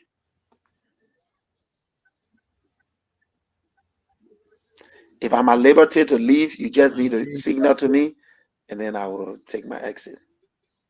Thank you. Archie, you are muted. Archie, you're mute. All right. Can you hear me? Can you? I'm at liberty. Mr. Yellow, before you leave, sir, I want to say, Okay. just 1 minute, 1 minute. Before you leave, I want to, oh, he's gone. He's gone. Oh, my God, he's gone. He is gone. So why did you people meeting tonight? He is gone. You can text him, no. And okay. Mr. Wright. Is why did you people meeting tonight? No, we did not. What happened? We had technical problem. He's back. Mr. Yellow just back. back. Okay. Let me just get it. Mr. Yellow, take his time coming back. I want to say. Can the video? 1 second, Veteran Smith.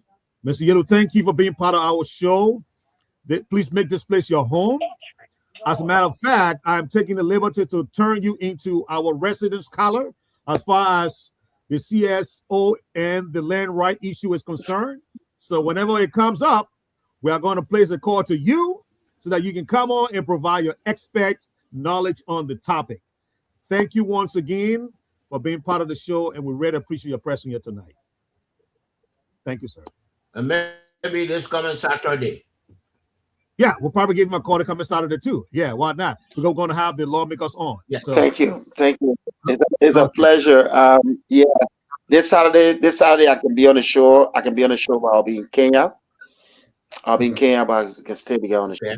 No worries. Absolutely. All right. Okay. Thank you, sir. Man, Saturday schedule is already full. So we got an expert to come here Saturday. Mr. Wright. Thank you, Mr. Yellow. Have a good night. After meeting me, I'm not calling my name. No, I was recording the big Wright. Or the small Wright for the audio. Okay, let's Alex. Can you roll the tip? That is small right. Call me the co-host. Call me the co-host. No, I'm a grown man. No small right there. Small right. I can see that it was intentional that I shouldn't ask questions tonight. No, you did a more civil thing to do. When the technical problem was going on, when the problem was going on,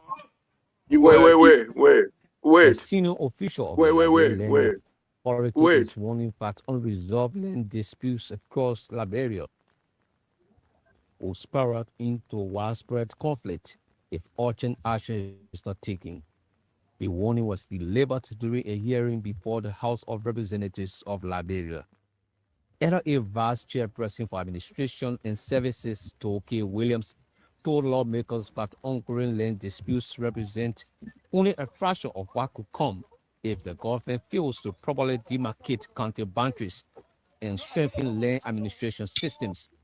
Williams warned that population growth could intensify future disputes, particularly in counties such as Bonk and Nima counties, where unclear boundaries could trigger major conflicts. Meanwhile, Land Administration Commissioner Mahmoud Solomon told lawmakers that new safeguards have been introduced to curb deed fraud, including enhanced security features on official deed forms and stricter verification processes.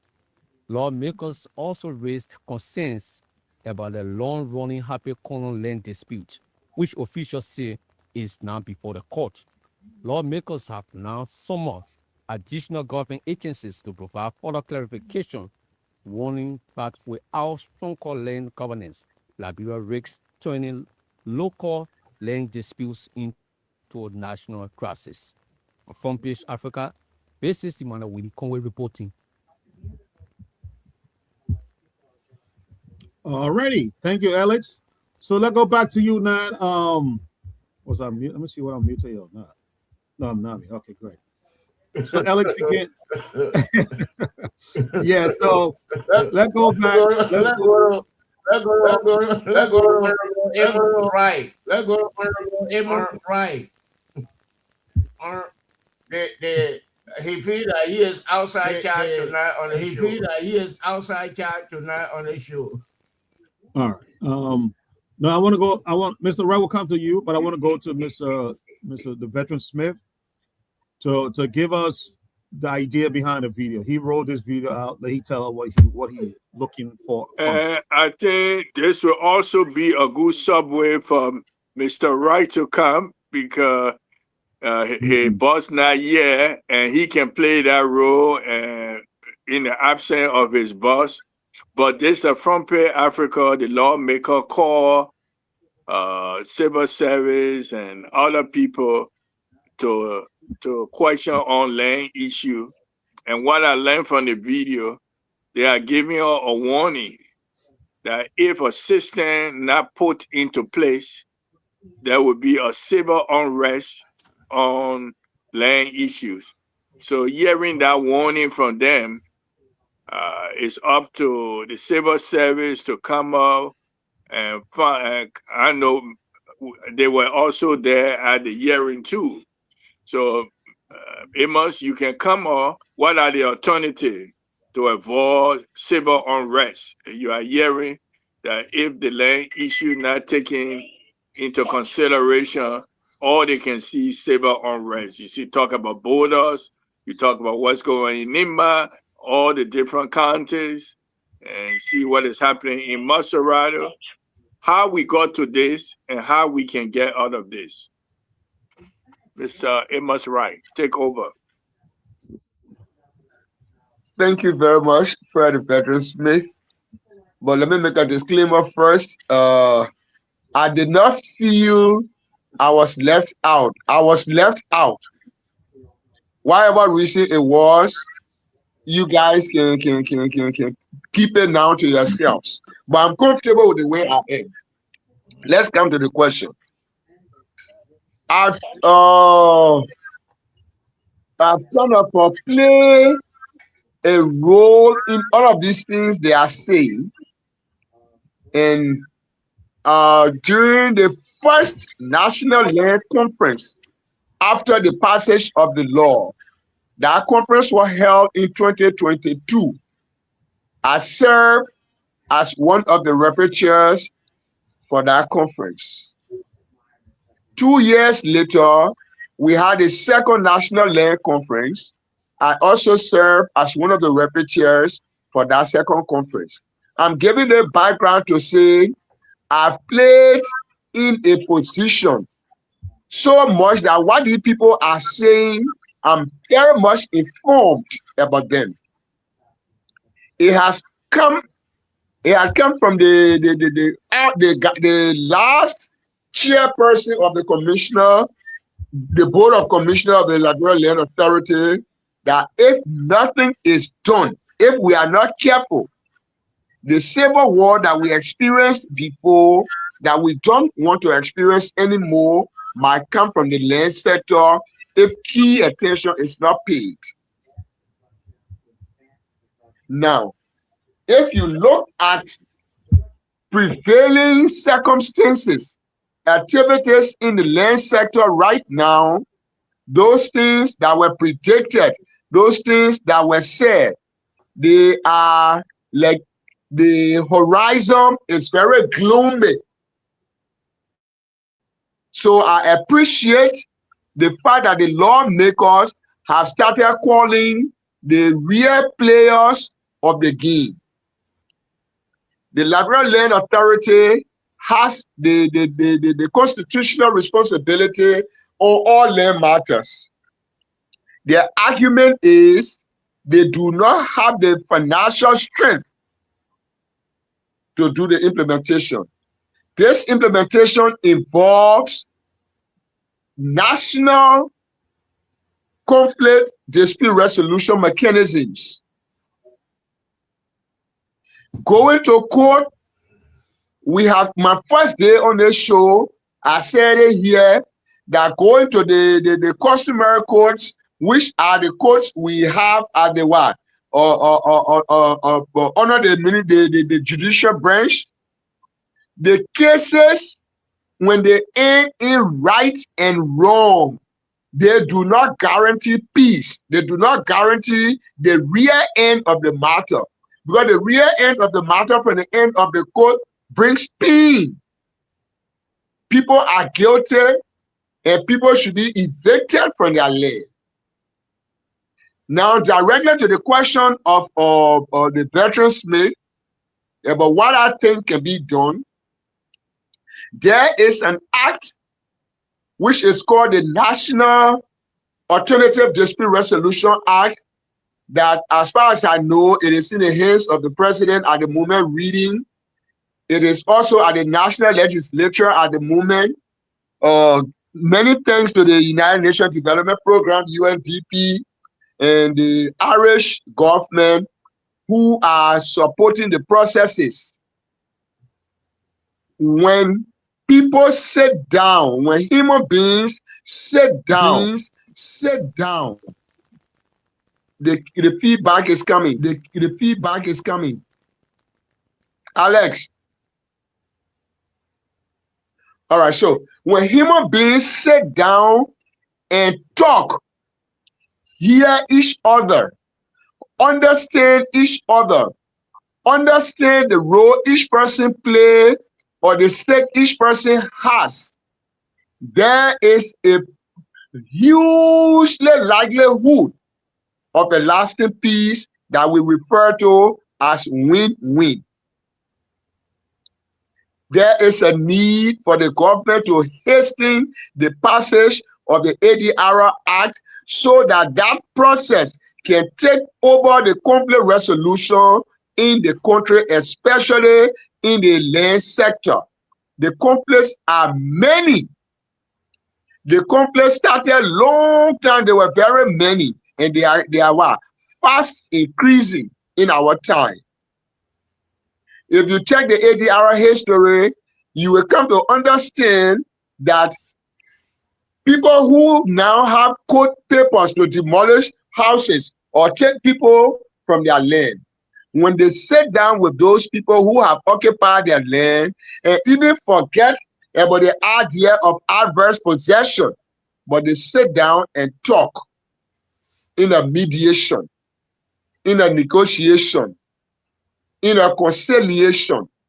When they sit down and talk, proper understanding provides a peaceful outcome, an outcome that people will live together even though they were once bitter at each other. When people speak to each other, we assume people understand us. It is not true. Sometimes you see somebody looking in your direction, and in our regular human interaction, you will tell that man looking at me. But what is the reality that that man is actually seeing you? Is it because you think so? I'm going this far practically to tell you that this process of the alternative dispute resolution can really, really bring the peace that will make landowners of long years and landowners who will claim adverse possession on the table, and that understanding will be there. There will be reason to resell land if that would be the solution to the problem. There will be reason for somebody to leave land, even though they stay there 20 years, they have the backing of the adverse of possession. But because they have sat, they have understood each other, they can have peace at the end of the day. They can have this win-win solution. Honorable Smith and honorable or technical team, that is my suggestion. That the country should hasten, the legislature should hasten the process of the alternative dispute resolution so that it becomes practical and becomes authoritative in its constitutional responsibility. And then Liberia will start getting on a peaceful road to safety and understanding among one another. Okay, thank you. I got one question, and then I'll go to Mr. Nubo. Because this is not your first time advocating for this alternative path. I think you have explained it very, very clearly. But my question is, what makes it different, or what makes it effective than the current system that we are using now? That's a beautiful question, Mr. Wright. What makes it different is that one, it is less expensive. It is less expensive than the expenses you go through in the regular courts, where they have to assign case, they have to assign cases, and sometimes you go on the case is not ready, and one case running for 20, 25 years, and the problem is increasing, and that case is just in court. Alternative dispute resolution also does not delay cases, because the idea is the more you delay, it means you are increasing the conflict. So one, it is less expensive. Two, it is not time consuming.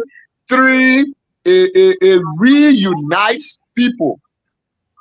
It gives people confidence to rebuild trust, to live together as one people. Okay, but my question then, my follow-up question would be, Mr. Noel, I'll come to you pretty soon.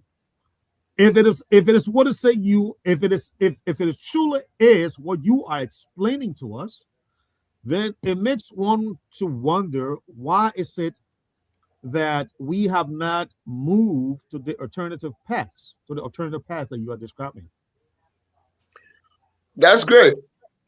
Now, this is one experience I have practically because I did the ADR at the High Courts in Ghana when I was in Ghana. I worked there for more than 6 months doing dispute resolution. The lawyers, the courts, many of them think the ADR will be taking job from their hands. Okay. So they are not supporting the process. Because in the ADR, lawyers are not going to be paid like the way they paid in the constitutional courts. In fact, lawyers play very low profile because the case is about the central disputants. It is the disputants that you make and you facilitate the process for them to speak to each other and bring out what really happened, and it comes out. But with the involvement of the lawyers, then you have to pay the lawyer, and the ADR will not pay lawyer. So lawyer will not support ADR much. The courts will not support ADR. Only very few judges will support it, but the entire court system will not do it because it will be reducing their financial benefits. Okay. All right. So I'll hold on to my questions. And before I go to Mr. Nubo, that welcome Madam Claudia Smith to the platform. Madam Claudia, how's your day today? Welcome to the show. I'm so sorry I'm late, but it is, I'm still here. I had a little busy schedule today. I'm happy to be here, and good evening, everyone. Good evening. Good to have you. Better late than never. All right, we'll come back to you. So let's go to Mr. Nubo. Mr. Nubo, do you have any question for Mr. Wright? I have some questions. Okay, some questions. And anyway, one of the point is when we get off the show. But the ADR,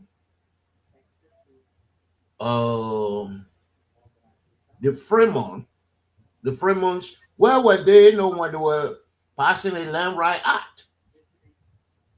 Where were they? And they don't have their own lawyers, and it's like a village court.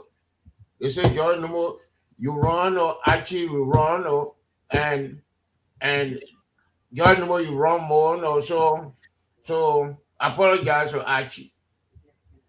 That's not legal. They were there, when they were passing the Land Right Act. They are there when they are evicting people from Town. They are there when they are evicting people from Todi, all over the place. And they are still in a slumber. I'm talking about the civil society organization. And when I was asking this man, there was a few months ago, there was land issue in Grand GEDEH, 500 acres. And the county authority did some mango there. And Mr. Wright, when I asked Mr. Yellow, Mr. Wright jumped in and said, "Oh, we're doing more for the Southeast with respect to the Land Right Act and the local government local government act," and that is not true. And please, when you are responding to what I'm saying, please cut it short, because other people got to ask. Thank you. Sure. A disclaimer to begin with. When I jumped on the question of what has been done in the Southeast, the aspect I took was the one concerning CSO. You said the CSO hasn't done anything in the Southeast as far as you were concerned. And I said, yes, the CSO through Sustainable Development Initiative supported by RRR, train people in the Southeast. And in fact, the experiment that the CSO has about regional network of land actors, the Southeast was the first to get a network. So I thought I should provide that clarity. I didn't talk about CSA. I don't know about CSA. I only know about them in need. I don't know what to do. No, I didn't mention CSA. I'm talking about CSO. Okay, so that's the clarity I just provided. Now, the question of where the ADR people were. Liberia is now starting the idea of ADR. ADR hasn't been in Liberia. ADR has been in Liberia informally with traditional leaders. And you will agree with me that the traditional people were resolving their conflicts long before the code scheme. And whenever they found a problem at the time and somebody was wrong, they made you to do somewhat a punishment, and then they do like a communal cooking or some sacrifice, for example, between the crowns and the bellies. They do some sacrifice, traditional sacrifice, and then peace is restored. So that was the process of ADR were working at that time. Formally, Liberia hasn't had ADR. Liberia still doesn't have it. It is now some of us who left the country who got the idea of the ADR came. Let me give the credit to Mr. Goba Anderson, who from the Ministry of Justice was one of those that went out to write the act, which is now called the National Alternative Dispute Resolution Act, that when passed will become a law to give authority for ADR to be practiced in Liberia. So Liberia hasn't had it. So the time those conflicts were going on, people could not come in because you need the backing of law. If the government constitutes you as a legal body, then you can go and do what your authority says. Otherwise, Liberia has not enjoyed ADR formally. The ADR is now in progress. We've got some lawyers who are pushing it for us through the national legislature. We are training justice actors and traditional leaders. Justice actors are people who work with the court system, but they will come to learn the concept of the ADR so that in some cases they use that at the courts. If you hear that there's a conference being called in the court, that's the court's form of ADR. So, Mr. Nubo, when that act is finally passed, and then the president signs it into law, the ADR will become effective, and I'm assuring you, it will be the point that the change will start taking effect, and the peace that all of us are hungry for, Liberia will start to have that peace. Because people will not fight because Archie is wrong and Mr. Nubo is right.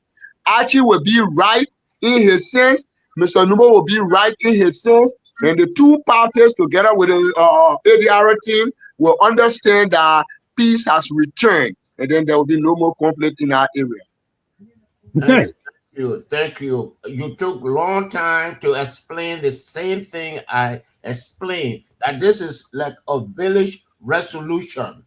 And I pointed out, no, Archie and myself, we have problems, or this and that. How do people resolve it? And then you took. Oh, you want me to do the process now? You took 10 minutes to explain the same thing. Okay. So all right. I think we gotta get somebody to be the timer here. 2 minutes. Yeah, Claudia. Okay. Maybe Claudia, next time you will be the timer. All right. Let's go. Let me ask my question before I go to Mr. Freshman. Are you there? Okay, Freshman of the way. Claudia, I will come to you. Let me ask my one question, and then I will come to you. Mr. Wright, I think I get the question. I get the explanation. But explain to me, because what you explaining here is almost sound like what is already existing in the legal framework.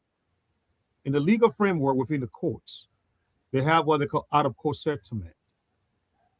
So when the two parties go to the court and to recognize that both of them can handle this thing outside of the court. They go to the judge and they tell the judge, we want to withdraw the case and we want to set it out of court. They call it out of court settlement. How is that different from the ADR? If that is if the out of court settlement is known to you. If it's not, then we can move on to Claudia to answer your question. All right. So when they make the request to the court that they want out of court settlement, right, outrightly, they go with a condition. If we can't understand ourselves, we will come back. Are you aware of that? Yes. Yeah, it's not being a court. Sure. Yeah. So when they go through the out of court settlement, that process, you could call it a form of ADR, but whatever they do there is not binding. Anybody can pull out anytime. So the difference with the ADR will be whatever agreement that will be reached in the ADR process. Because the ADR process, the end of it, the ADR practitioner is not the one making agreement. The agreement is what? Written by the disputants. So when you write the agreement that will bring the peace between you and you sign that agreement, according to the process of the ADR constitutionally, will go to the judge and the judge will affix his signature to that agreement. It becomes binding. Nobody can pull out of it anymore. Okay. All right. That's the difference. So that's the difference. Okay. Gotcha. Thank you. Madam Claudia, do you have any comment or question for Mr. Wright?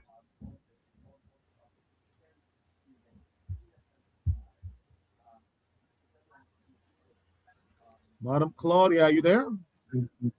Yes, I'm here. I'm here. Can you hear me? Yes. Any comment or question? Yeah, I'm hearing you now. Oh, okay. You know, I just got in, so I'm just pretty much observing what you guys are discussing and stuff. So I'll come in a few. Great. All right. Great. So Mr. Wright, explain to us a little, because you're trying to convince us here, and I'm sure if some of the lawmakers are listening, because you said you guys have a written,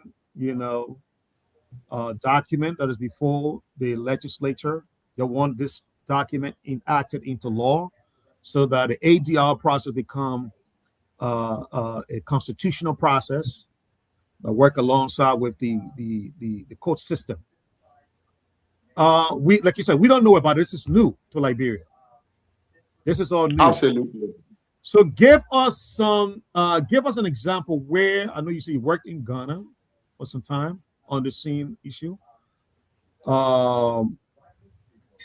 In Ghana or in other countries that the ADR process is in existence. Give us some concrete resolution that it has brought to similar conflicts that we're having in our country now with the land, with other disputes. Where has it worked, and how can we learn from that process? All right, thank you. When I was in Ghana, I was not fortunate to handle a land dispute. Among many other disputes that I handled was the issue of marriage. A man and his wife were living together in the man's house, in the man's family house, not his own house, in the family's house. And then they had a child. And the culture from which the man came is like your wife in the house, who is supposed to be the wife of you alone, was seen as the family's wife. So the brothers did not have wives, and there were times they wanted to mate with her. And in fact, the same way she was washing her husband's clothes, she should be washing their clothes like that too. And then at the same time working for the parents. Oh wow. Yeah. So she felt it was too much for her. So she broke out from the relationship and moved to her parents' place. And then this guy will not support the child because he doesn't want the woman to eat some of the money. So the woman should identify a school for the child to attend, and he will go to the school to pay. If he will provide full money, he will go in the market and buy yam and carry it to the house, and the woman will provide the charcoal money to do the cooking. That was the case. They had lawyers in the case. The case was in court. And then when the ADR process came, the courts were taking cases, giving it to the ADR process. And then that case was given to me. It was one of my cases. The time clock. So the first thing I did, because ADR practitioners are not lawyers. So if you bring a lawyer in a case, the lawyer will confuse you with his law.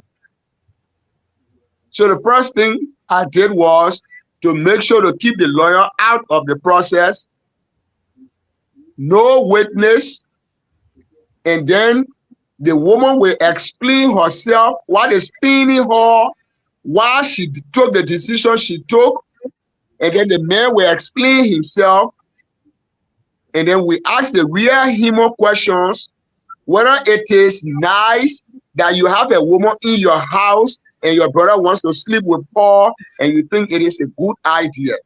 Could you put it in the case of your sister? The scenario I'm building here is that human attitude, that opening of your eye to see the action that was performed. You are not judging the action, but you see the action that was carried out and see if it resonates for good living. And then as we progress in the case, we came to the understanding that the guy still wanted the woman. The woman still wanted the guy. But then living in the man's family's house, she did not want it. He equally wouldn't be comfortable to go live in her people's house. So then, what do you guys think? So we think as a man, let him get a house. If he still wants me, I want him. I will move in the house that he will get. That will be our own house, even if it is not a house that we build, but it is a rental house that we are paying for by ourselves. And then we don't have any family interference. So can we put this into writing? Will it work? Yes, it will work. Okay, so you, the man, you are responsible to find a house and pay the bills. While you are gathering the money to find a house to pay the bills, since I'm also working as a woman, I will be responsible for the girls' school fees in the meantime. School fee that she was not paying, even though she was doing that work, but because the conflict was there. But because of the understanding, she's now opting.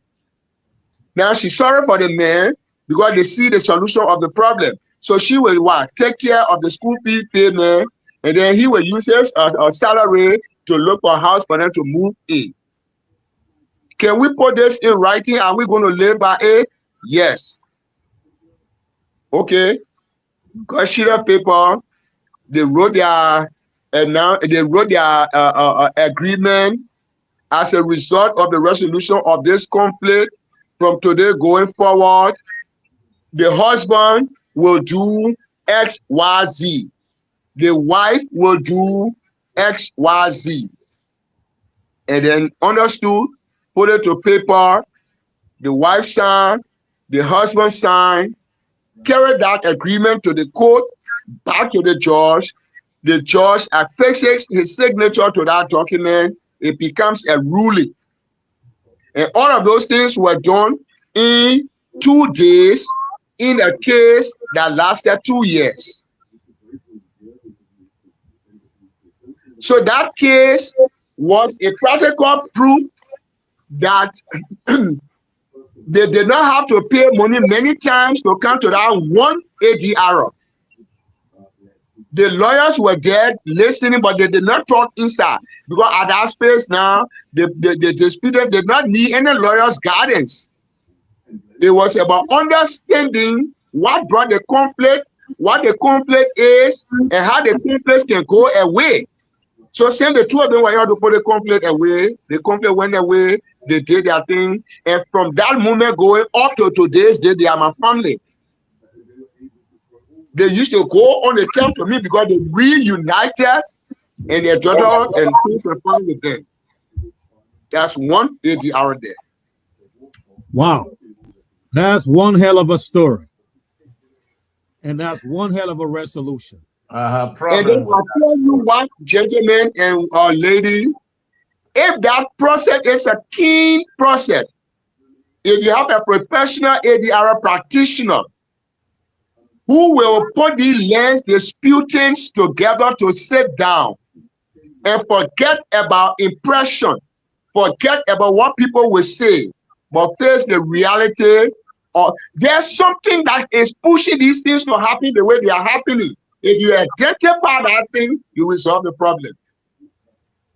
Okay, let's hold you there, Mr. Wright, and go to Mr. Nubo. Mr. Nubo, the veteran smell you with all you have. You've been going for a while now. You still there? Okay, he's not back here. Mr. Nubo. Okay. Thank you. Thank you. Your one question, Mr. Amos Wright, to 8 minutes to answer it.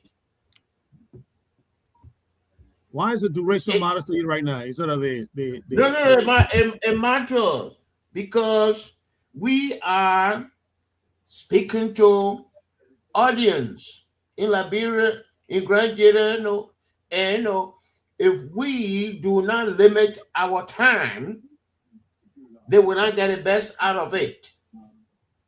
And as I was saying, this thing here, you said it, the act is before Joe Boakai. Joe Boakai read it. He might not sign it and he might let it go. Because if you take the Land Right Act case to the Supreme Court and you take this other act case, the lawyers will look at the Land Right Act. So my concern is, what is the civil society organization doing? They work to pass the act, the Land Right Act, and then they went to sleep. Even the local government act, they work to pass it, they went to sleep. So it looked like they just go and say yo, and go to sleep. That's my problem. Thank you. So let me address that concern.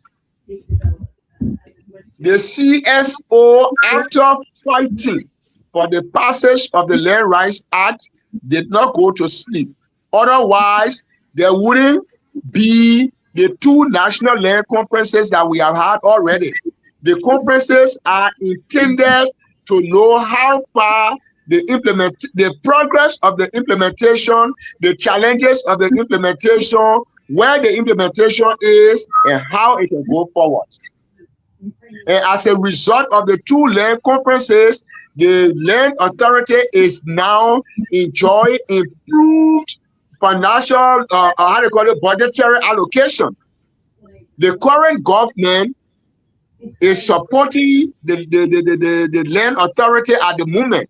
I'm saying it safely because I was in the meetings and I was the recording secretary when we do those processes, where officially the land authority is presently doing a pilot.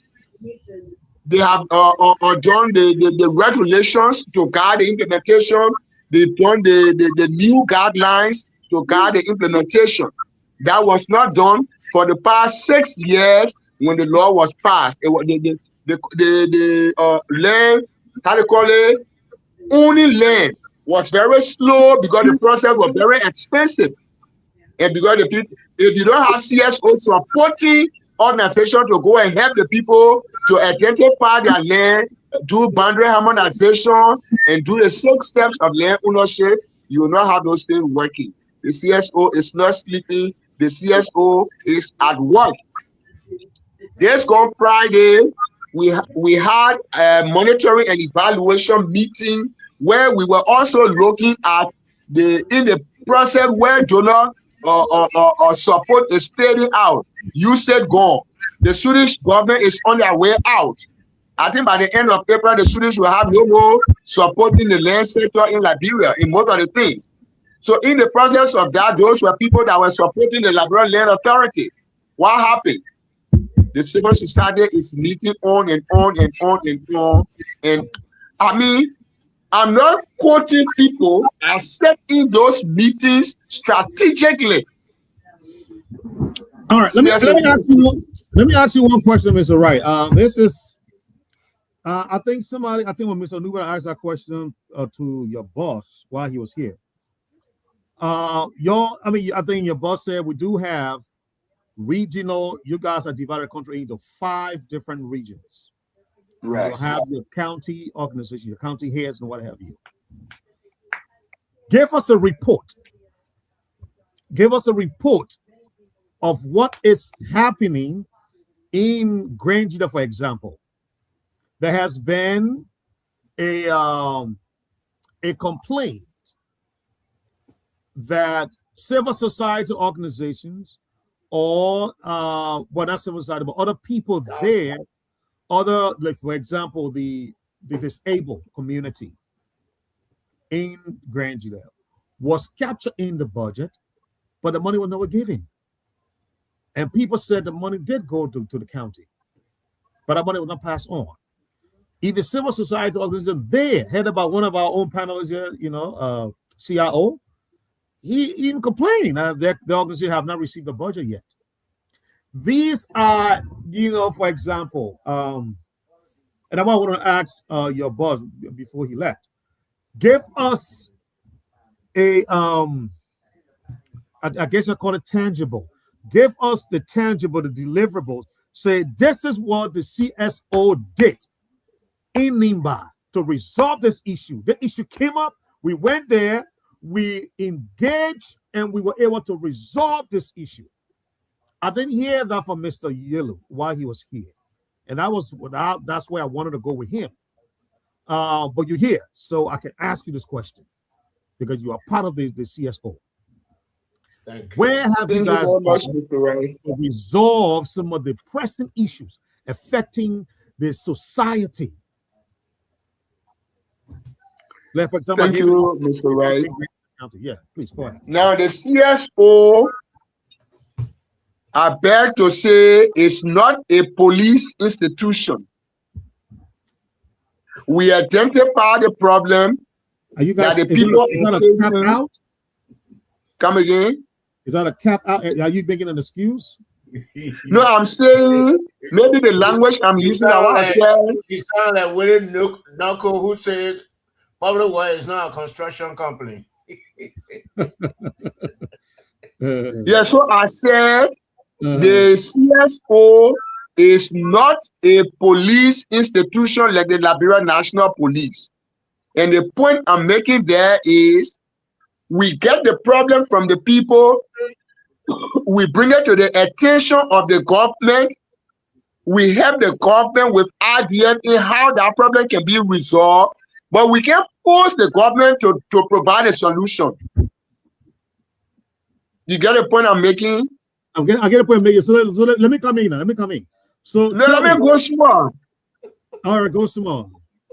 Yeah. So you for example, the 500 acres of land that happened lastly in Grand GEDEH involving the county authority. Right. Our role was to tell the LLA, feed the LLA, which is the authority concerned with the information we had on the issue. There is also the issue of the Burkina Basin as in Grand GEDEH. We talked about that in the National Land Conference. The 2 land conferences talked about that. So on our 500 acres of land, you saw that from our recommendation and for our involvement, People lost their job from the LLA.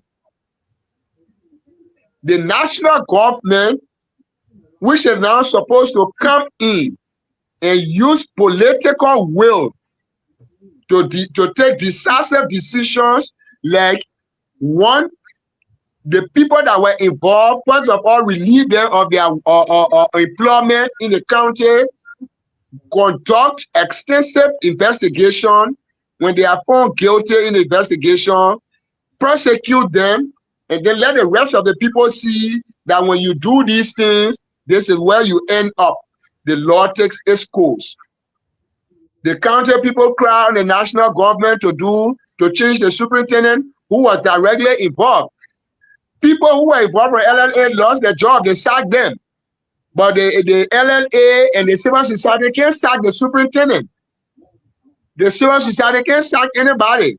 They will not tell the government this is the problem the person here caused. So we think if the person leave the place here, there will be sanity. The political will comes in. We don't have authority over the political will of the national government. We're not sitting down. We are identifying the problems. We are debating and discussing the problem. We are coming up with solutions to the problem and share the solution with the people who are supposed to take the decision. We give it to them. Okay. One more question, Mr. Duma. Mr. Duma, I got one more question, please. One more question. Okay, one more question. I got 3 more. Yeah, okay. Mr. Wright. You will take 15 minutes to answer my 3 questions. It seems like you guys have a recording system because y'all deal with a lot of cases. And besides that, you guys have your branches in different counties. Perfecto. Are you able to tell me, or not me, I'm sorry, are you able to tell us here tonight the number of cases that you are dealing with across the nation and give us some percentage of how many have been resolved? And because what I hear you saying, you did this, and you can't do this, you can't do that, but you're not telling us that we're able to resolve this, even though you said people were fired in the 500-acre case in Grand Judah County, but that case is not resolved yet. As a matter of fact, it's still outstanding. The last time we checked, they said the guy is back in the prosecutor is back, the county attorney is back in the county, and he's going to reopen the case. That's what we heard. So that case is not solved yet. So, but what I was saying, I didn't say the case was solved. I said the case is in the hands of the government.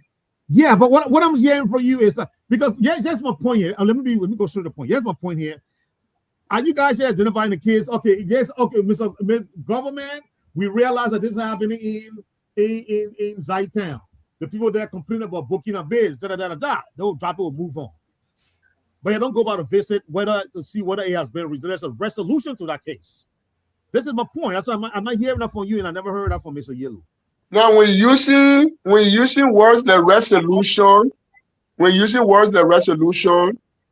we identify a problem, and we bring it to the attention of the government and our partners, the partners join with us, and everybody is looking up to the government that has the last decision to take. As long as that decision has not been taken, that case has not been resolved. Yeah, who's that? Yeah, come. That case has not been resolved. You understand? But are we the one who are going to force the government to say, let's go to Zaytown? You're not going to sit down there. You make sure the case ends today before we move from here. We don't have that authority. And that's what I'm asking of either, though. You are asking for data. Were you not asking for data a few minutes ago? Oh, yeah. I'm asking for big data. Yeah, that's true. All right, so you'll be surprised for me to share with you that the issue of data is a national problem in the Republic of Liberia. Yeah, we don't have a structured ADR or in Liberia or constitutional or well-structured ADR structure in the country yet. So people do behind the hub dispute resolution. We don't have the data. Okay, I like that. I like that The honesty. last time in January when we did the training in Bomi with the justice actors and the traditional leaders, 6,000 cases were resolved through ADR from practitioners, court actors, and traditional leaders. You understand? But we don't have a tracking system. Even the very land right that we are doing, the cadastre, the land materials under the Swedish government, the one they were running, is on a standstill. Data is a national problem in Liberia. Please give me 1 minute. Somebody just standing in front of me to address them. I'll be listening to the question. Okay, so Mr. Nubo, ask a question. He can hear you. Mr. Nubo, ask a question. He can hear you. Okay. I think he dodging these whole things, all these things here. The other day we have Mr. Williams here, Honorable Williams, and when he left, the next day he provided the bill.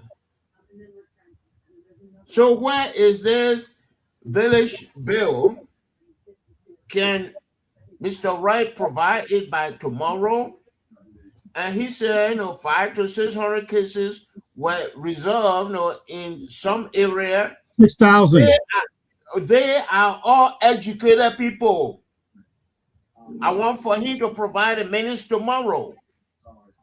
Even the Grand GEDEH land issue, I want for him to provide what they wrote. Even the I still got a flow. The southeastern Liberia corruption concerning county development or money, local government act. He needs to provide what the civil society organization has done. They are not doing anything. I don't want to put adjective to it, but they are not doing anything. Thank you. When you say anything, Mr. Numo, when you say anything, it means the CSO people don't even leave their houses to go to their office to work. Anything in the interest of the Liberian people. You're just there. You're just there, go to the NGO, international NGO, and that international NGO, and chop. And you are talking about sitting fee, you go to convention, everybody there for sitting fee to chop. And why you're there for? Nobody take meetings. Mr. Wright, at this case, I'm not protected. No, okay, I want resolution.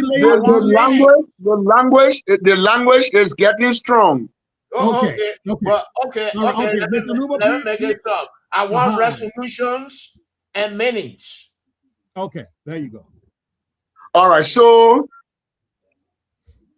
and the country or the village act that you sent to the lawmakers or that you sent to Joe Walker. I want copy of it like Honorable William did. He sent copy of Word document of his act. Oh, you're talking about the document that has to do with bill, right? That is in the individual bill, right? Yes. What I can promise you to share with you is the act, the policy act that I have copy. I can share with you. But when you talk about me sharing people meetings or training meeting or reports with you, when I submit reports to the UNDP and the Ministry of Justice, which is the government of Liberia, I don't have, if I will sign MOU that I'm not to release their reports until they put it outside. Okay. What stopped them from putting it outside? You go to say No, but I can answer the question, Mr. Numo. You go to Privo, you have meeting. you came up with a resolution. That resolution is for public consumption. You people represent us. Now your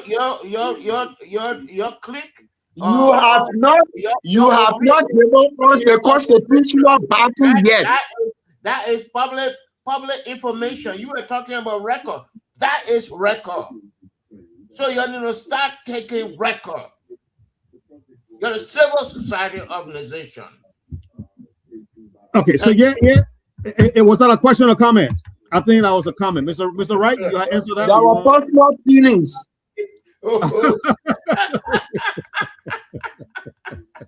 Okay.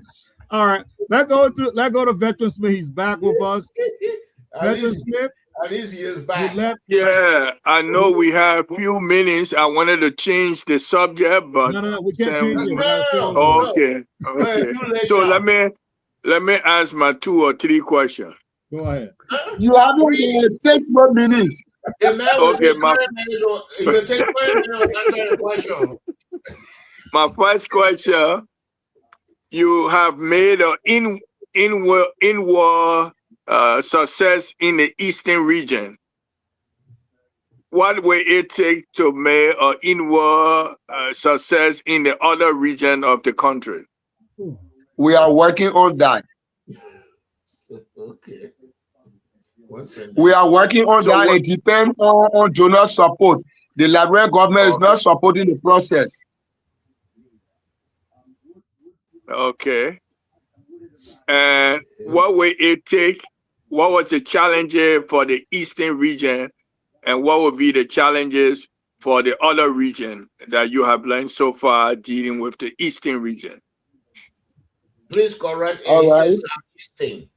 Southeastern. Southeastern. Yeah. Okay. I think Mr. Nuba won't help me to answer some of the questions. No. You talk about Southeastern region. You didn't talk about Eastern region. You said Southeast. You are specific. So no, I can't help you.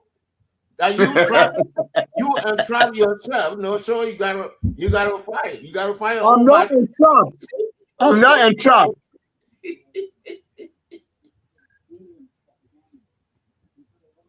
Okay, so yeah, you got to flow, Mr. Wright. Please go ahead. Please reconnect me. Okay. What are the challenges you observe dealing with the southeastern region that you think would be helpful to deal with other regions? Okay, so when we started going to the southeast, we had the issue of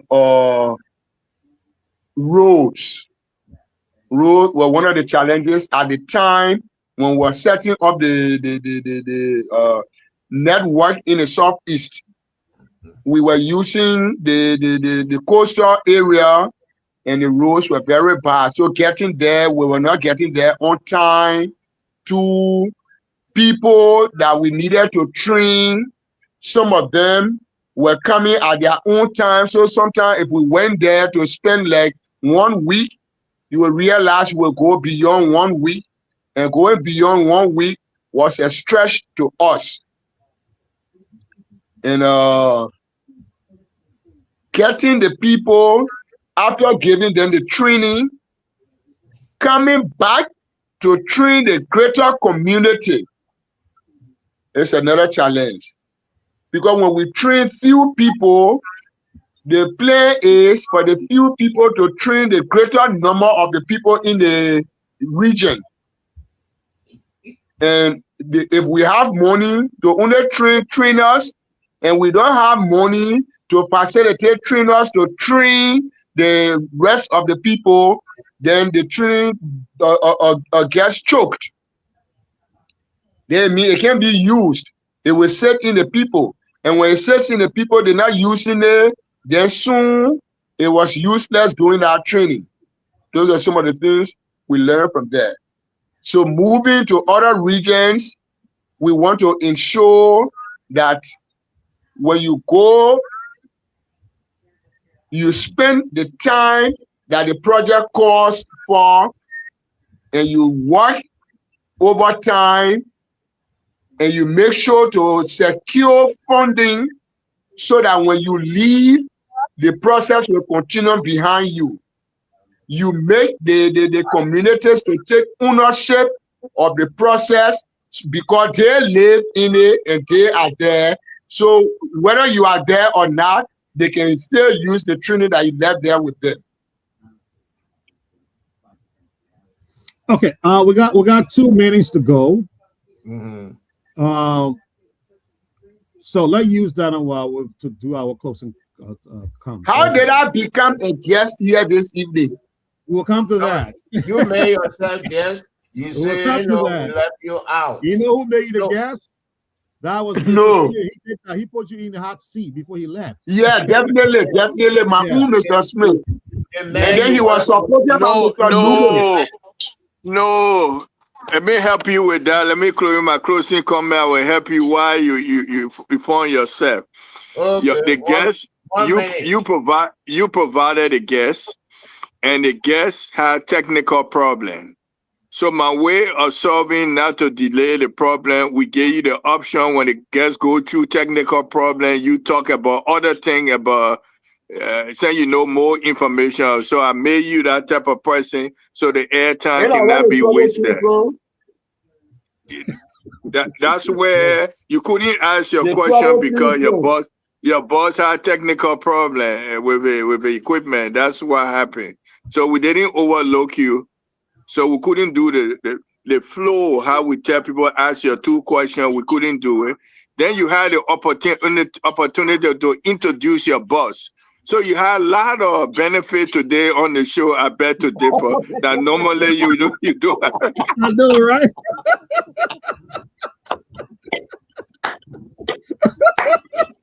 Oh, gentlemen, we call it a deal from my end, man, please. All right, hold on, please. We're closing now. No, Mr. Smith has just going to go to Nubo. Mr. Nubo, give your closing comment, please. Yes. Yeah, so my closing comment would be a good show. I feel the panelist, Amos D. Smith, is dangling. No, Amos D. Wright. Amos D. Wright, sorry. It's dangling. They went to the southeast. No, but he's not a panelist. He's a guest. Okay. He complained about record keeping, which is a serious problem about Liberia. They went to the southeast. He cannot tell me tonight how many trainers they train. And what was the result of their training? In River G, in River Cells, in Sino, and in Grand Cru. He does not have record.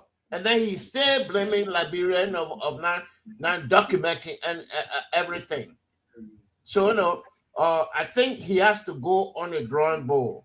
Maybe, if we are lucky, we'll get a bus here and let him give his bus. When a bus is in a lion den, let him wait until his boss get himself from there. Thank you. Thank you, Mr. Nubo. I want to say thank you, Mr. Wright, for stepping in the seat of the guest and filling in the void when Mr. Yilu left. We appreciate your knowledge that you have shared. Please continue to work your magic out there. Getting a very knowledgeable guest such as Mr. Yilu, because it is important for our discussion and for providing the knowledge that our people desperately need out there. Thank you again for being the guest of the night. At this point, you can say your closing comment, and then we'll call it a night. All right. Thank you, Mr. So Wright. you get a man a lot of benefit, Yeah. Some panelists will come back in. No, there's a guest for the night, so you gotta get close to coming as a guest. Oh, de facto guest. All right. Yeah, de facto guest. Yes. So I want to close on this note that I'm excited to be with this team. Frankly, I enjoyed the conversation for the night.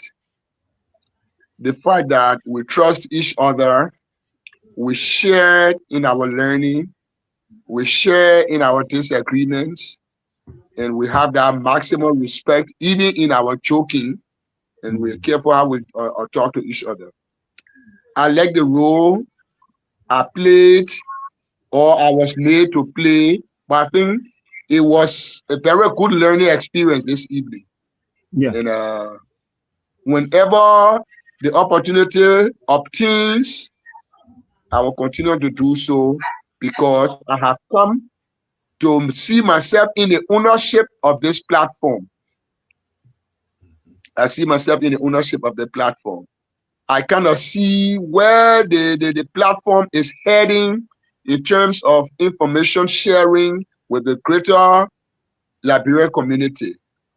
And I think, yes, I can be on that contribution list and we can all push the vision of the platform. Thank you so much, and let's have a good night. Thank you, Mr. Wright. Thank you. And Mr. Alex, the producer, you want to say something before you drop every one of us? I'm dropping off. Okay, sir. Thank you. Okay, sir. Thank you. I said, Mr. Red, when you call any producer, you will get a lot of women than me.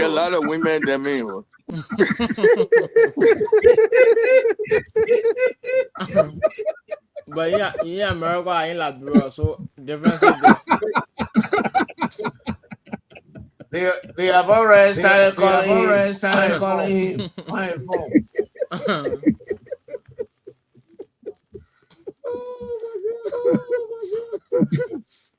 All right.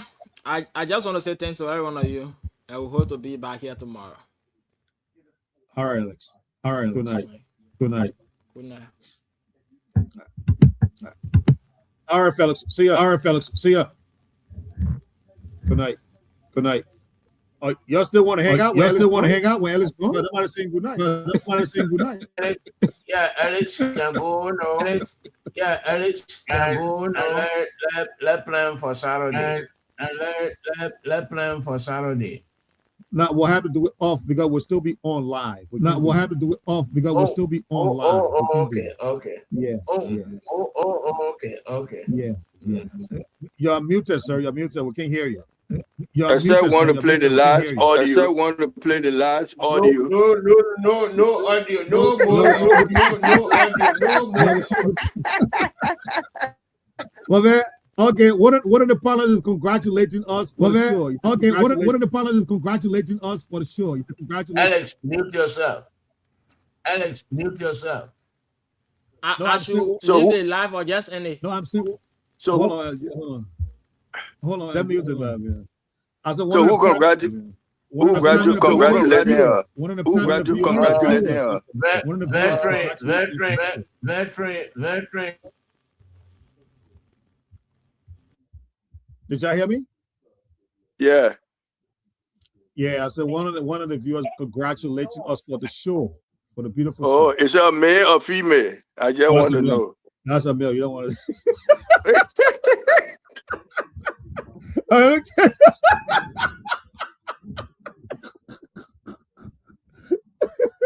Is it a male or female? That's a male. Does it matter to him? I beg to differ.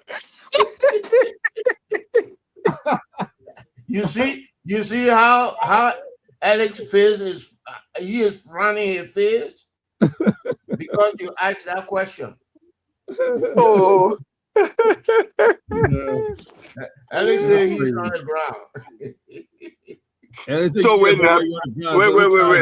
So being on the ground, it means that you can have all the beautiful ones in Liberia. The one we can suffer on the side. You can have it easy with.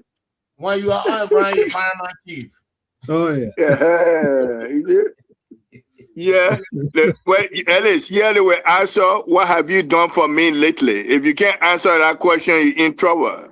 Mr. Red, not inside because you finish with that, but someone like me, what have you done for me lately? If you can't answer that question, Mr. Nemo, you in trouble. You in trouble.